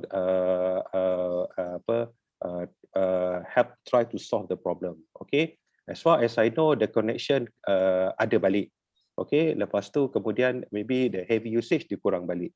Okay, so one of the way is that kita tambahkan lagi kita panggil, I'm not good in this technical part, but to increase the signal, they put a few more. Okay, in fact budget pun dah tambah for all this. Okay, so that's why I letakkan dekat sini, because whatever you're talking about is a similar thing. Okay, Wi-Fi unstable. Okay, kita buat. Okay, cuma my question is all the time ke ataupun recently yang ada problem? Sebelum ni okay ke tak ataupun recently? Because when I in the college, I try to assess my connection is always okay, and I'm using the same my UKM EG. Is that the one that you're using? Yes, Prof. But the thing is, here is that we are students, so we're using a lot of data basically to watch all the recorded lectures. And now's the time where our exams are extremely close. We had 2 papers simultaneously back to back. A few weeks ago, we have another 2 papers coming up. They're really close to each other. So times are really critical for us, and we really need the Wi-Fi because we have to revise. We understand that. We understand that. Okay, again, like I said, because I give lecture online, I also do a lot of meeting and conference online. Okay, and in fact, also big data also. Tapi itulah saya tak experience when I'm in KTDI 1. Maybe KTDI do have a much problem. So we'll look into it. Okay, whatever you're given this, okay, the feedback will be given by MVP. We will look back. Okay, we look back and test again. And then that's the facility number 1. Okay, Wi-Fi. Okay, I just want to beritahu you all. We also check on the usage of the Wi-Fi. So what happened when they look into the streaming? A lot goes into apa kita panggil hiburan. There's a lot of data is used because they have a data. When this one kan, dia boleh tengok, the pusat tu boleh tengok. So data pergi banyak dekat Netflix, banyak pergi dekat YouTube. So dia macam kita buat jalan raya. The bigger you buat, kalau ada 3 lane, lepas tu you buat 4 lane, lagi banyak kita lalu. You buat 5 lane, lagi banyak kita lalu. We understand that. That is apa kita panggil progress. Progress. Tapi that's one thing lah yang kita kata. The data is there to show that there's high usage of not so much academic but entertainment. So maybe you tak perasan, tapi each and every one of you kalau buka video ke buka this one, dia akan jadi slow. So no matter how big data yang kita bagi, dia still akan slow lagi because you seronok. You tengok lagi laju, lagi seronok, lagi ramai orang pakai. But then again, this is not an excuse. But what I'm trying to say is the data is there to show that there's a lot of usage for the data being used for hiburan. Okay, but of course academic kita kena bagi jugalah. And then that's number one you mentioned. You also mentioned about the food. I mentioned earlier about the food. Okay, we will keep on reminding the cafe, okay, about the food. Maybe what we can do is not serve the food but more on a la carte. Because when they serve the food, means that dia letak untuk lunch ke, dia letak untuk dinner ke, dia dah masak, tak ramai student yang datang makan. So the problem they have to throw away the food. So dia rugi kan? So what they can do, what we can suggest is more on a la carte. I would suggest nanti maybe Cik Hidayat, and this one is more like a pick up. You can order and then you datang untuk pick up aja rather than you pergi dekat cafe and then tunggu untuk dia masak. I think that will be better because what you can do is you WhatsApp ke, you call them ke, okay, you order this and that, and then once another 10-15 minutes you bayar and you balik.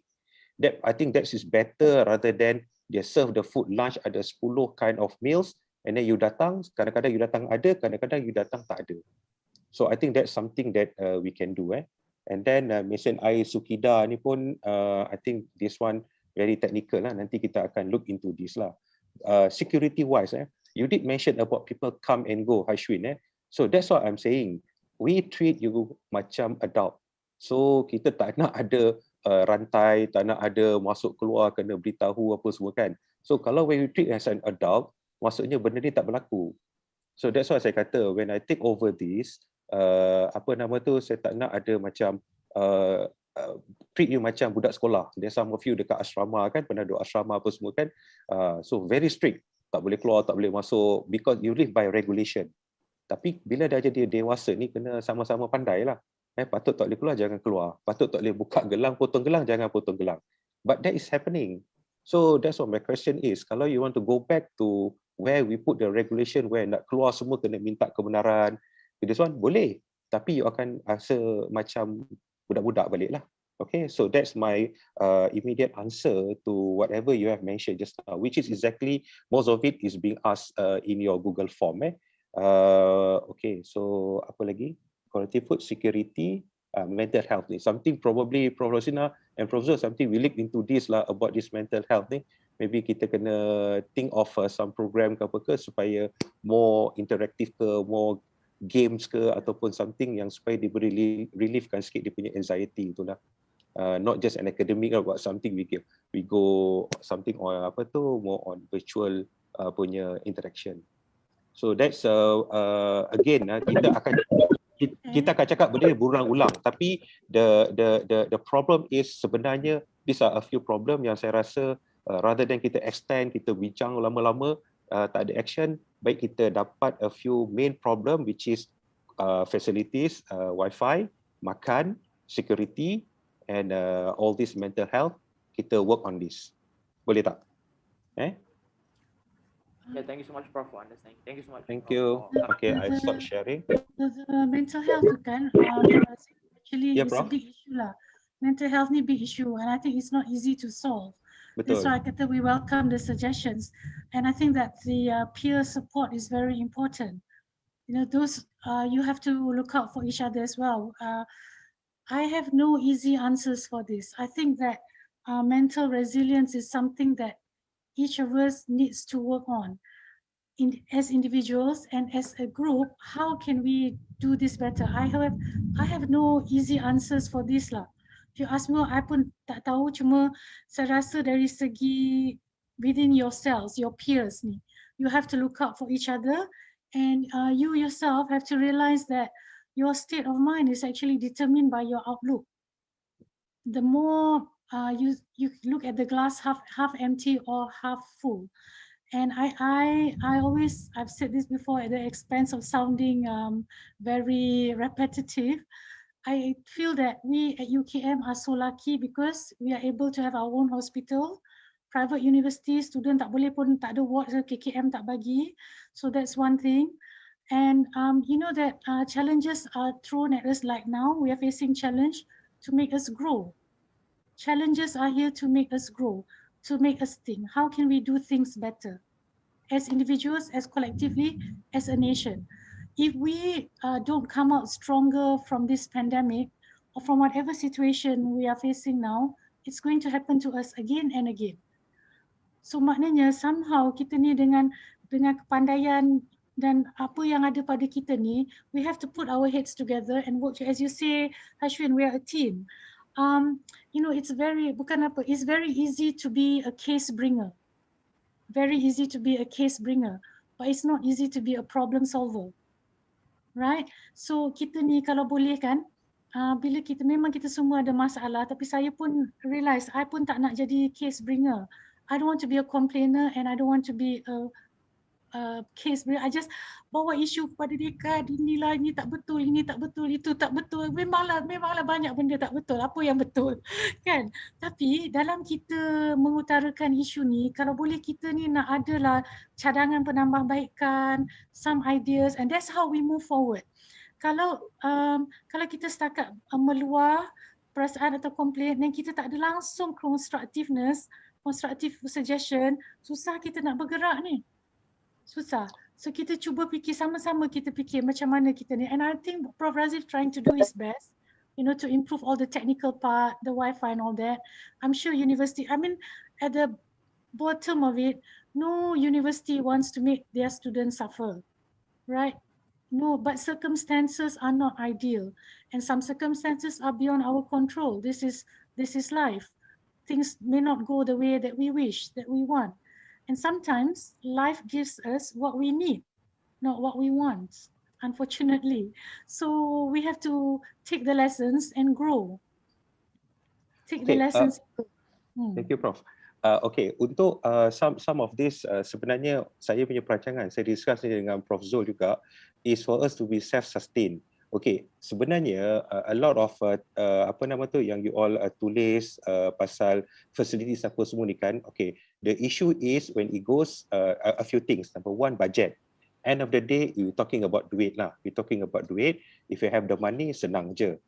But you know the budget is limited. Okay, and even kalau the budget, they have to go through a lot of paperwork. So a few things yang sebenarnya memang kita nak buat.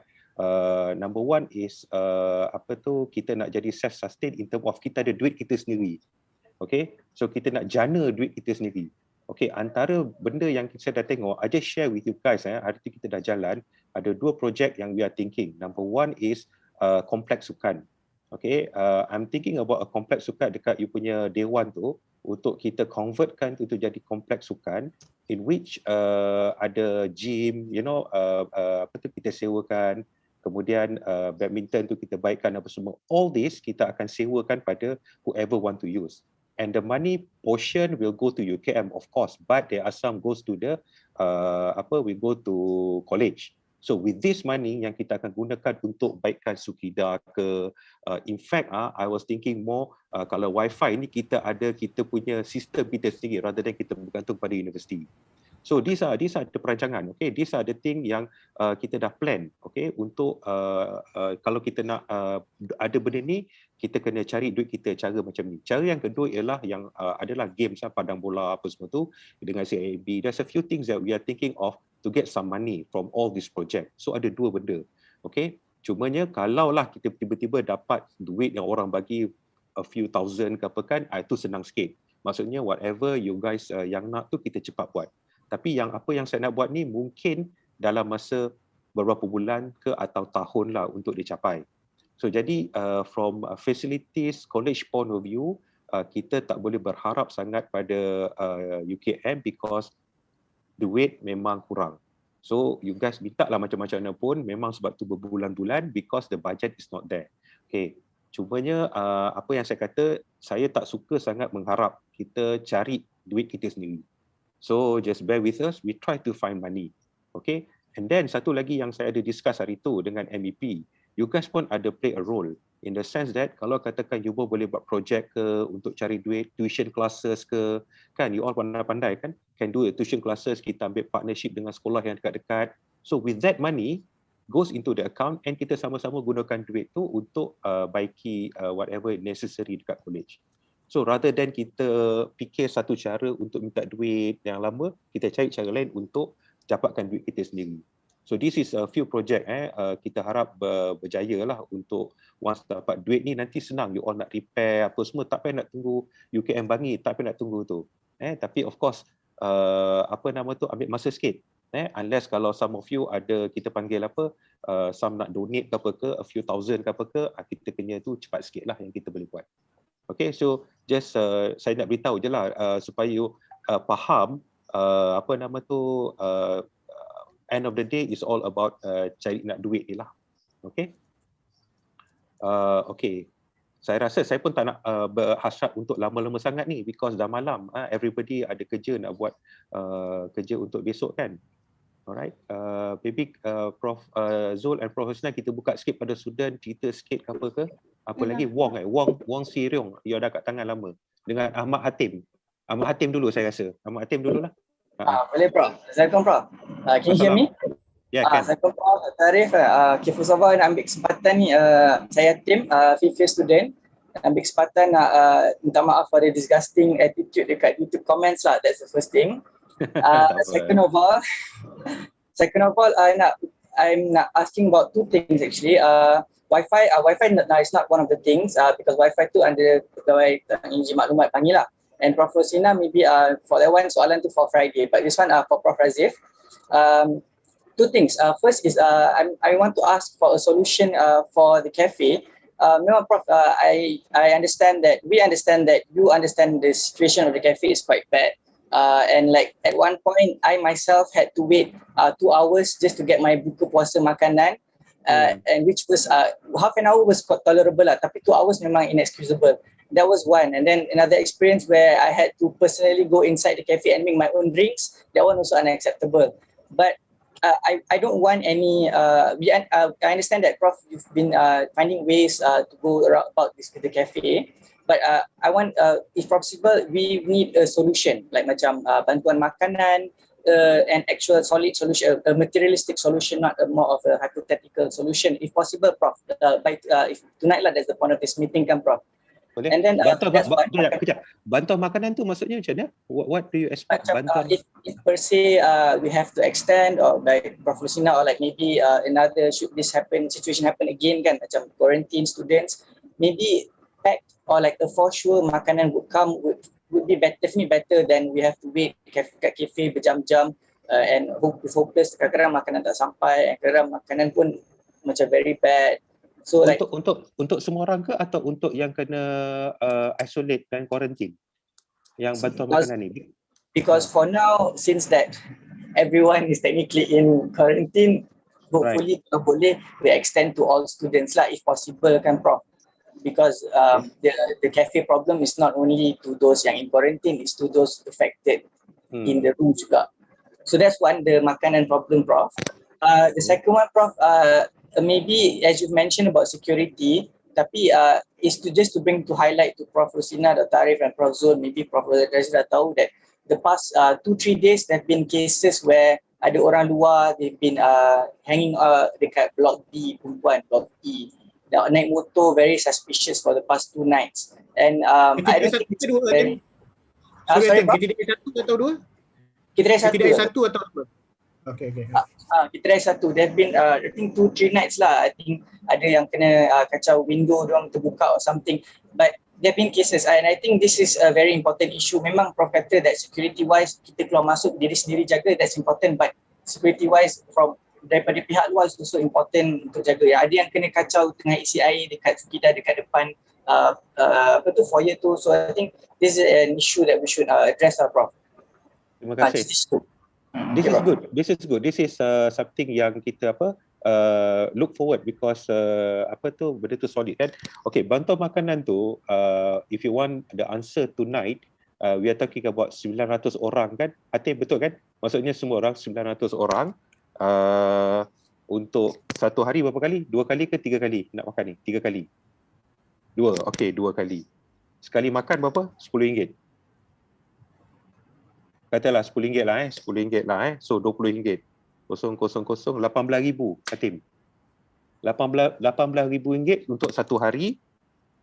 Kalau katakan 10 hari, berapa? 18,000? RM180,000. Betul?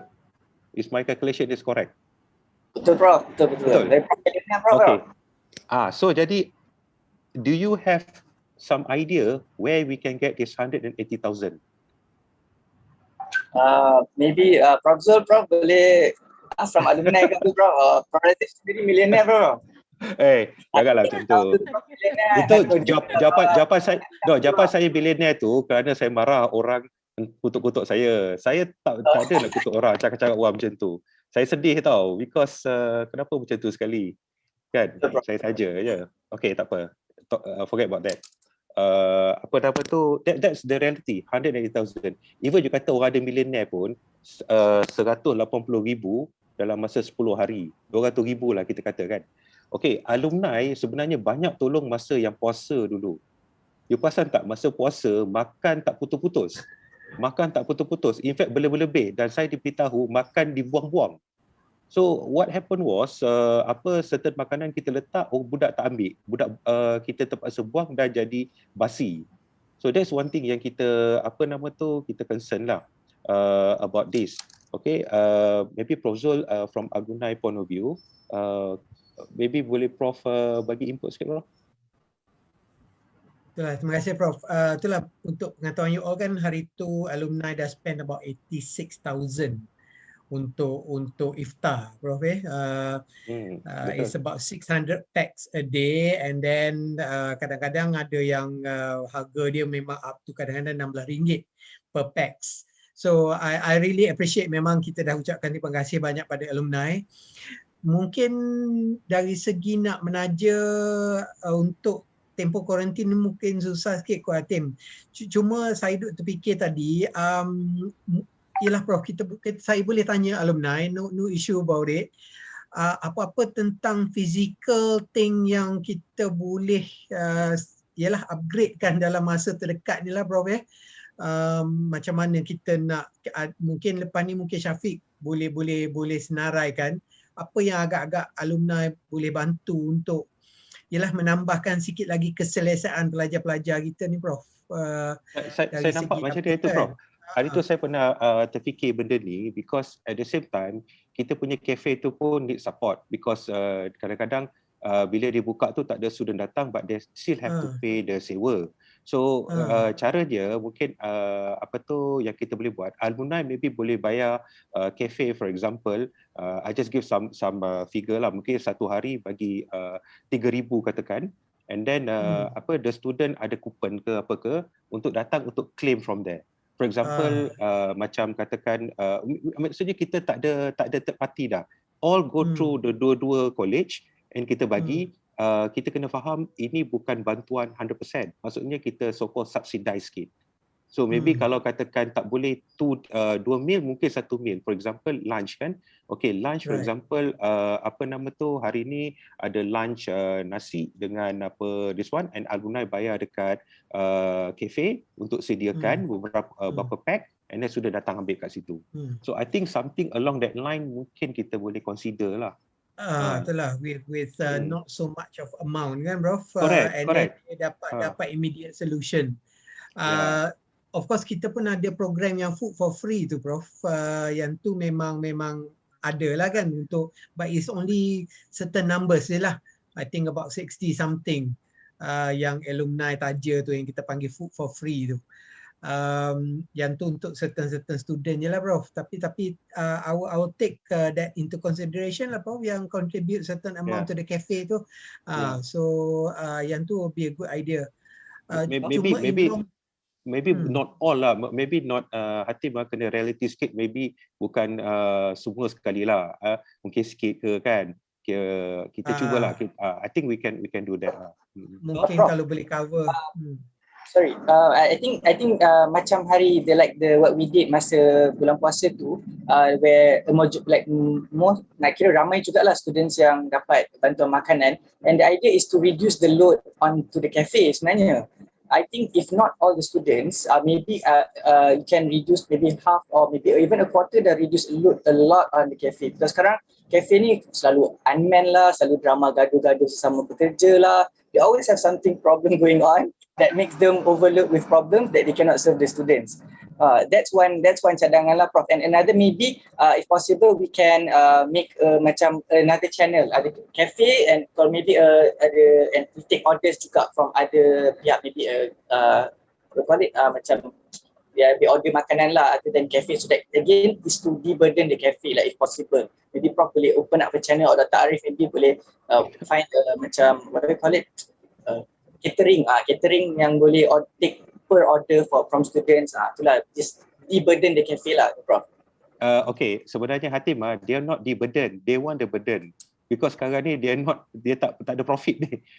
Tak ada orang pergi cafe and they have to pay for the sewa. So tak apalah. At the technical part, we get your idea.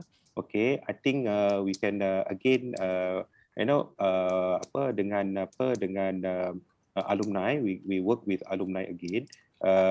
Maybe not, I can say it probably not like 100% lah, because the yang waste tu pun banyak juga. Kita realize ada banyak waste. Okay, tak apa, we go into that lah. Maybe kita kata Prof Zul mungkin ini tabung bencana, something along that line lah kan, tabung bencana. Untuk orang yang memerlukan. Okay lah, boleh. Mungkin kita boleh increase the numbers of food for free tu, Prof. Because sekarang ni dia kata 460, so maybe kita boleh naikkan sikit lah, Prof. Boleh? I can discuss with Prof Normalina, the penyelaras. Because kata sangat terkesan dah ni kan kita hope another few more days lah ataupun weeks lah, lepas tu back to okay balik kan. We look into that lah. Okay, Hatim, good suggestion. Yang security tu, yang security tu I do agree. Yang security tu I do agree because as kita pun dah bercakap dengan pihak security juga, number one, the problem now is of course the manpower. Dia orang tak ramai, and they have for college, dia terpaksa jaga 2-3 tempat termasuk Laman Midah and all that area kan. Tapi we take your comment, kita kena beritahu the security part. Arif nanti tolong cakap dengan ni kita kena minta dia, hari tu Datuk Meja dah beritahu untuk tambahkan lagi round tu, tapi kadang-kadang ialah itu pun kadang-kadang seorang. Okay, we take note of that.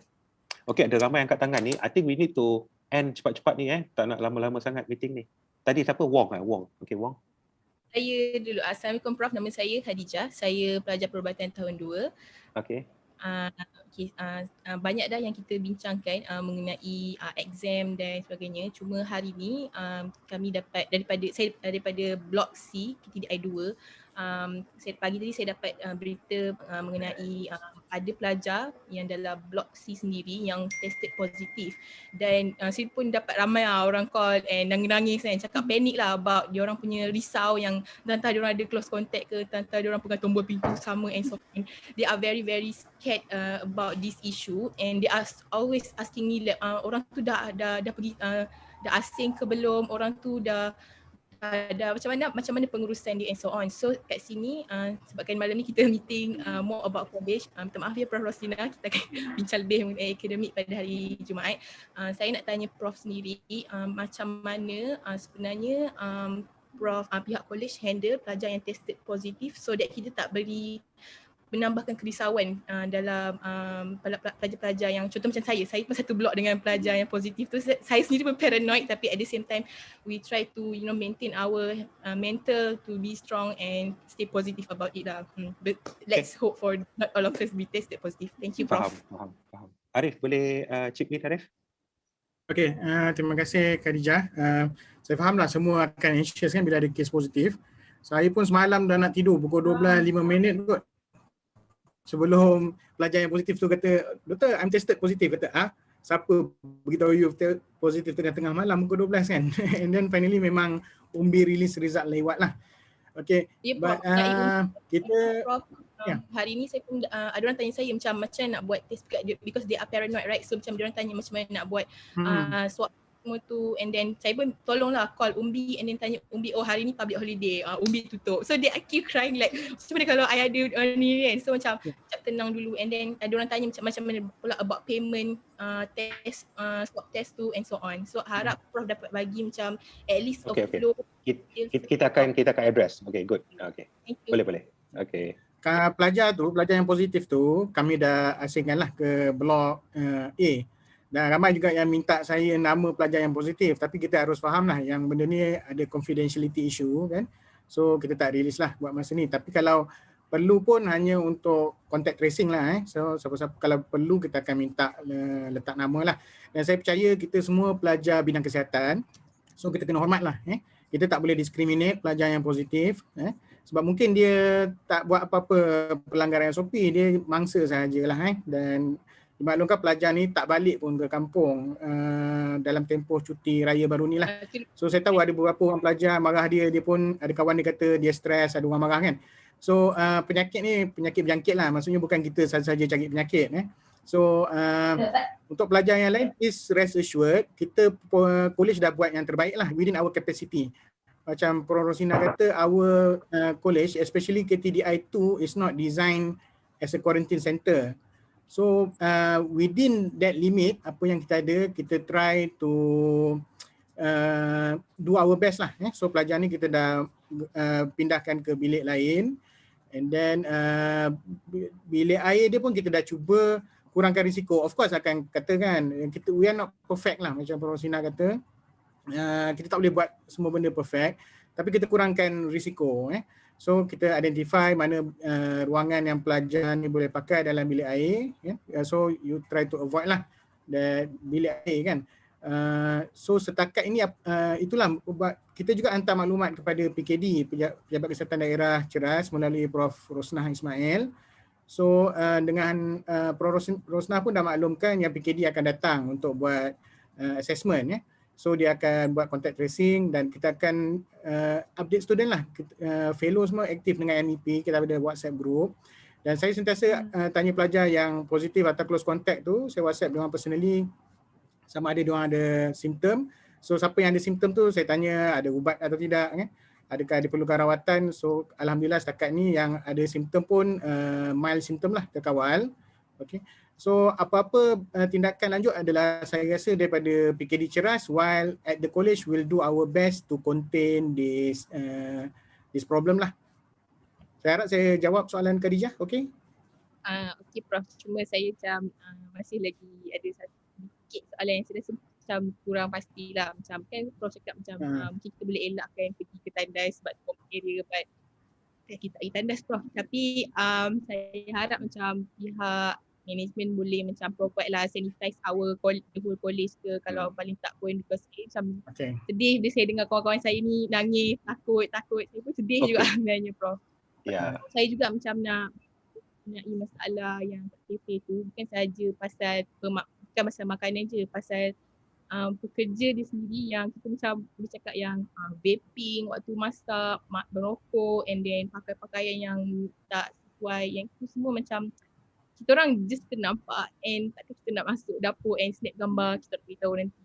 Macam tu lah, macam nak kumpul evidence tu susah sikit, tapi harap macam boleh lebih tegas sikit kot kerja tu. Saja kot. Terima kasih. Okay. So I think Dr. Arif dah mention tu kan, yang mana kita jumpa kita kena isolate, and then dia macam when we say isolation tu, some of you yang tunjuk tadi, to be fair, everyone actually being isolated kan, so semua in the same boat lah. So what you need to do is, if you are close contact kena be strict on it. Yang pasal umbi tu, macam Prof Sina kata, we call voluntarily testing. So as for now, I don't think faculty support voluntary posting in term of bayaran. So maksudnya if you have some money, maybe you can go and test on yourself. Saya tak tahu berapa banyak, berapa ringgit actually. Prof Sina ada idea tak? Ada, saya dah edarkan. 150. So if you are so anxious apa semua kan, maybe you can buat voluntarily, buat dekat Umbi, and then it costs you about 150 ringgit. So you can do that. But mind you, even kalau you negative pun, you still have to be careful kan, continue that. In terms of sanitization tu, I think something that good suggestion, we can think about it. Memang tolong bersihkan tempat-tempat macam tu lah, maybe lebih kerap, especially kalau tempat tu kita tahu yang this one.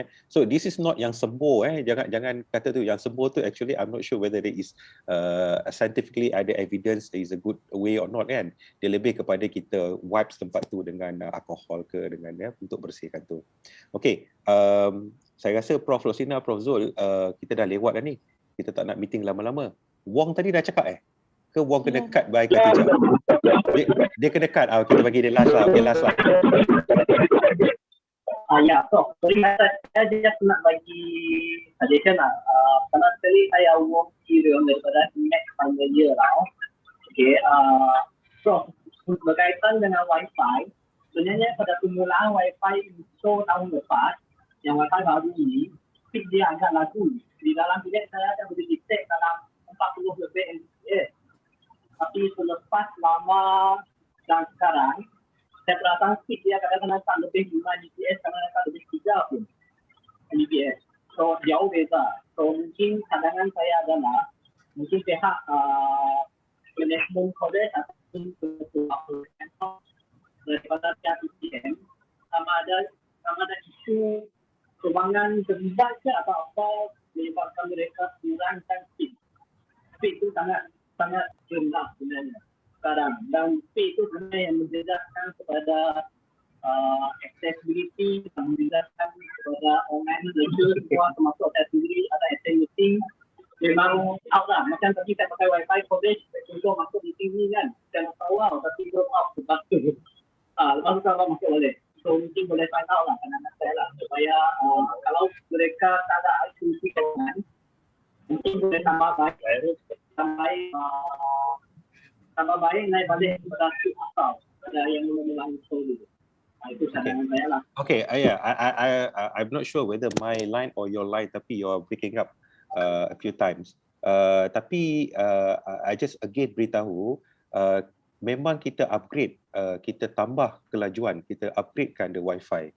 So there is memang kita ada buat. In fact kita tambah a few router untuk jadi lagi strong.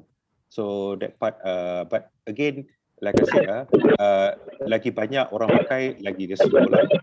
So okay, okay. So again Wi-Fi. So again sama juga isu dia, kita take note on that. It's already 10 o'clock. Saya tak suka meeting lama sangat. Kan Prof kan? I'm so sorry, I have one last issue.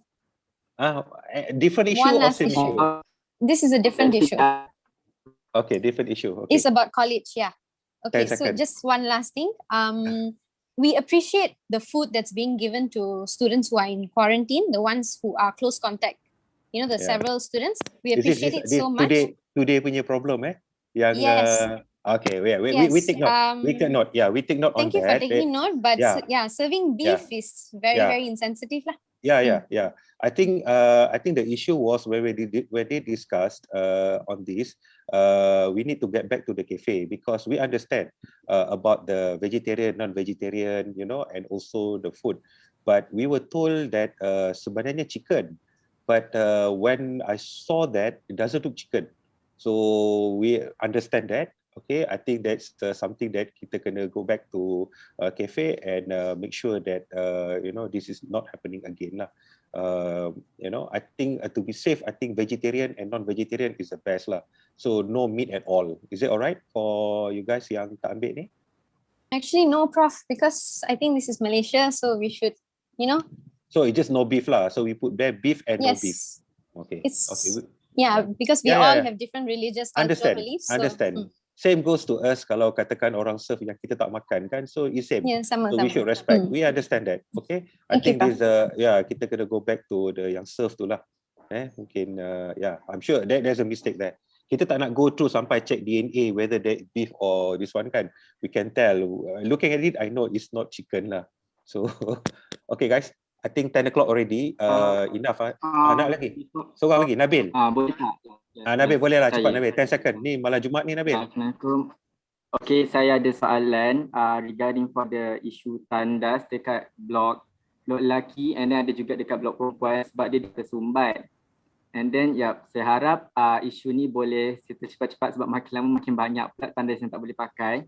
And then sama juga dengan isu bilik air kat mana ada berlakunya leakage, maksudnya shower tu tak boleh nak tutup, dia punya penutup, dia punya tombol tu dah loose. So I hope isu ni dah lama dah sebelum kami balik lagi, maksudnya shower tu dah lama tak boleh tutup. Jadi bila jadi macam tu, bilik air lain pun air dia jadi kecil and then sebab ramai komplain lah, air tak kuat. Tak kuat. Okay. And then last but not least, for the study room punya issue, actually I really hope that study room tu dibuka semula untuk pelajar study, as long kami tak kisah kalau pakai double mask ke apa, even kuota study room tu pun dilimitkan asalkan boleh buka guna untuk study room lah, sebab nak access wifi pun senang.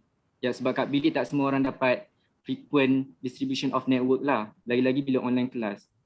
Study room ke bilik seberguna ke. Okay. Understand? Itu saja. Apa yang saya boleh kata pasal study room tu, actually this not our regulation. It's a regulation yang memang dah bagi dekat kita, tak boleh buka the common room. So even though kita faham, in fact kalau you realise dulu, masa dulu tu kita faham dia punya wifi problem, kita buka what we call virtual classroom dekat ESSC.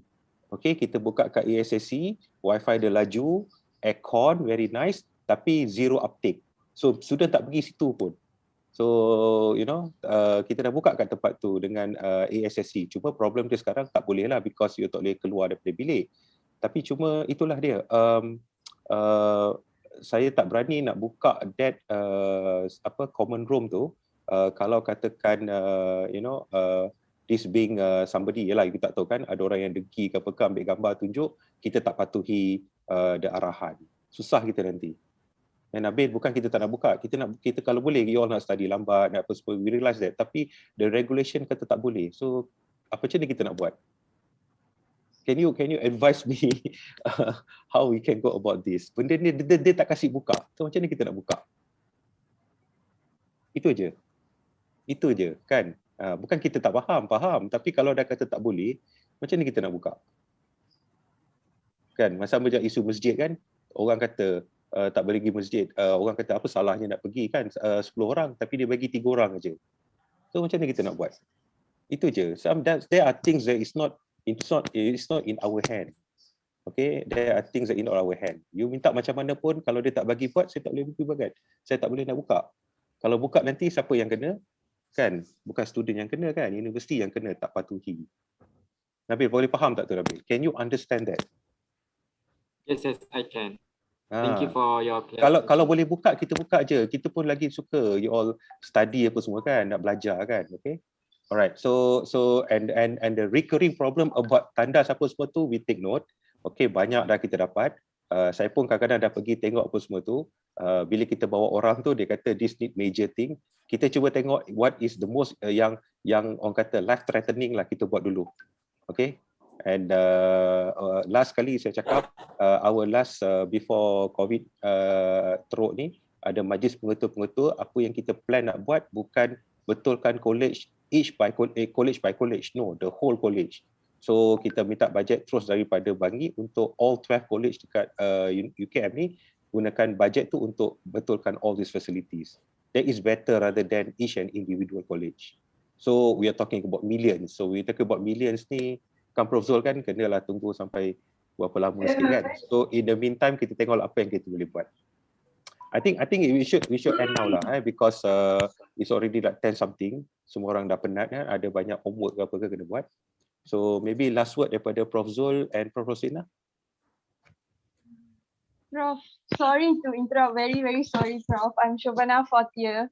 Okay, boleh. Yeah, so sorry to interrupt, but then Prof, I'm just here to give a few suggestions, not because people have addressed the issues already. So I think the suggestion that I want to put here is that the faculty, as in the alumni, has been helping a lot already. I personally have been benefiting from the food supply and also the fees and all. So I think like rather than channeling the money to the food and having wastage and all, I would suggest maybe to address the cafe issue more of maybe we can actually include the cafe people during this kind of meeting probably, and also know what's their side of problem. And another thing would be probably suggesting to them maybe can do a la carte for both lunch and dinner, so that people can just place an order, so there's no wastage of lunch food especially. So it's like both a la carte, so people can just order and then once it's ready and the cafe people mention, and we can just go and take. So that's one. And then the other thing about the safety that Hatim mentioned earlier about the people loitering around here, I think this thing is happening just because the new entrance has been opened, Prof, at the site, because to the parking, the new parking. So motorists especially, because now Food Panda and all also, they take the back jalan. So they are not going through the Pintu Palang anymore. So I think maybe we can tell this to the Keselamatan people that probably that is the issue, the entrance thing. So maybe I think it's not the people's, we understand about the manpower and all. So I think it's just that maybe it's that issue, that Palang, maybe can do something about that. And then probably okay, before that, that's a good point. So it means that the new parking dekat antara college punya office and also hospital kanak-kanak, right? The new multi-story building. I understand, I agree. Because I use that road, I can see there's a lot of people coming daripada the other side. They go against the traffic and then they go through that. I think that is a good point. Correct. Okay. Yes, All right. And then last thing, maybe I have a friend who wanted to ask question, but I'll just put it here because of the KTDI 1 also having some toilet issues that they, because this is used by only 4 people, so maybe they have submitted a few complaints about it and still no action. So maybe I would probably suggest, like, instead of asking alumni like from Prof Zul's side for like asking money for the food, I would probably say maybe channel that money if you're having difficulty for services like having the water supply, the Sukida, whatever, maybe that money can actually use for this kind of services, improvement rather than spending on the food. Yes, it's important. A lot of people are actually benefiting from the free food program as well, but at the same time, maybe more of the money can channel so the services thing would improve, because I think that's a bigger concern here for the students rather than that. That's all. Thank you so much. That's a good suggestion because that's exactly what we are talking about, self-sufficiency. Because kalau kita nak buat benda macam ni, kita actually pakai duit sikit-sikit ni, kita terpaksa pakai duit sendiri. And I can tell you, sama juga buat tanya pasal fellow tadi, fellow dia keluarkan duit dia sendiri untuk some of this repair. So fellow ni bukan saja you kacau pukul 2-3 pagi, but some of them actually they use their own money to solve this problem. Tapi you must understand, tak boleh dia keluar duit banyak kan, certain things tu dia keluarkan duit jugalah. So I think that's a good suggestion. Kita cuba minta kita cuba cari duit lah. We try to look this penjanaan lah untuk dapat duit untuk self-sufficiency. Okay, thank you so much, Prof. Thank you so much. Great. And Prof Rosina was mentioning about sun bilik panas. Untuk pengetahuan Prof Rosina, tahun ni kita benarkan balik untuk diorang gunakan fridge dengan washing machine kan, if I'm not mistaken, Arif kan? Fridge dengan washing machine kita benarkan balik. Dulu tak benarkan, ditarik balik, lepas tu sekarang kita bagi balik. So kita bagi balik fridge supaya diorang boleh simpan makanan. So atas nasihat Prof Zul juga, Prof Zul kan so I think it's a good untuk student. Okay, some student bila orang kata bagi betis nak peha, kita faham kan, so dia minta aircon lah, dia minta macam-macam. As for now, kita tak boleh benarkan aircon tu because dia punya usage terlalu tinggi lah, nanti ada banyak trip. Sekarang ni pun ada banyak trip dan kita realise ada banyak penggunaan elektrik. Tapi I think as for now, kalau setakat kita gunakan fridge dengan washing machine tu, I think still not too bad. Satu lagi penggunaan masak kan, pun kita kata tak boleh, memang tak boleh lah, kita takut kebakaran dan trip. So those two things kalau kita tak benarkan lah, kita tak benarkan. So Prof Rosina, if they want to put aircon sebenarnya tak boleh lah Prof. Tapi kita address that kalau katakan ada bilik yang lebih sesuai lah. I'm not sure definition panas ni macam mana kan. So kita kena tengok balik lah. Kalau katakan betul-betul panas ke, let us know lah. Then kita try to find a way. Tapi nak bagi dia orang letak aircon tu, you guys tak boleh lagi lah I think that's too much burden and electricity that we have to bear. So maybe okay, cukuplah guys, bagi peluang Prof Rosina dengan Prof Zul untuk bagi last word. Yeah. I just want to thank Prof Razif. Thank you for opportunity, and I look forward to engaging the students again. I've asked the student reps to forward me anything so that at least maybe kita boleh bincang, I boleh bawa kepada pensyarah untuk bincang sebelum hari Jumaat. We'll only have 24 hours left or so, but never mind, we try. And I'd like to thank all the students for coming tonight. And you know, this is a thing that requires what they say all of society approach kan. So kita kena sama-sama lah kerja untuk kebaikan semua. I'm in no position to provide all solutions and all answers, but I believe if we work together, we can solve many things. So itu sajalah, dan mohon maaf kalau ada kekurangan apa-apa. InsyaAllah kita jumpa lagi. Terima kasih. Terima kasih Prof. Prof Zul? Okay, terima kasih Prof. Saya juga ucapkan terima kasih kepada semua pelajar di atas all the inputs lah ya. So at least we know how to help what's actually the immediate problem. So apa yang kita buatkan Prof, lepas ni kita kumpulkan, kita summarize kan. Dan kita saya akan cubalah dapatkan apa-apa yang saya boleh bantu dari segi alumni ke kewangan ke apa untuk percepatkan apa-apa masalah lah Prof. Sebenarnya untuk masalah wifi tu hari tu kita dah ada sebenarnya ada meeting kan dengan PTM, dia setuju untuk menambahkan ada 53 router lah. So insyaAllah benda ni slowly lah akan jadi better ya Prof. So stay safe everyone, and itulah kita keep in touch lah. Thank you Prof for inviting me. Thank you. Okay, thank you Prof Rosina, Prof Zul dan semua MVP fellow yang ada semua kan So thank you very much. Again, kita open to all the discussion. Saya masih lagi kita cuba selesaikan masalah ni sama-sama. If you have a suggestion, macam some of you bagi, is very good. Ada problem, kita selesaikan sama-sama. Okay, mana yang kita boleh. Tapi kalau katakan all the negative energy kat sini, saya rasa janganlah, tak baguslah. All this not good. Macam tak baguslah. We read even tu Prof Rosina pun Prof dia tulis tak baguslah dia orang ni. Prof Rosina punyalah baik, very pun dia tak tulis, dia tulis apa? Itulah. Kita sedih lah Prof kalau baca-baca some of the student yang buat ni tak baguslah. Is very bad. So dia orang tengah stress Prof Razif. Tak boleh Prof. I beg to differ. I think stress ke apa ke kan tak bagus macam tu lah. So kita kena ada sasiah, kena betul lah kan. Okay, apa pun terima kasih banyak. Thank you untuk organizer yang sertakan benda ni. We have a lot of feedback. Nanti minta tolong hantar pada kita jugalah all the feedback siapa nama ni, Syafiq and the team sambil discussion. Okay, with that, thank you very much. Assalamualaikum and salam sejahtera semua. Thank you very much. Prof, thank you Dr. Arif. Thank you, bye.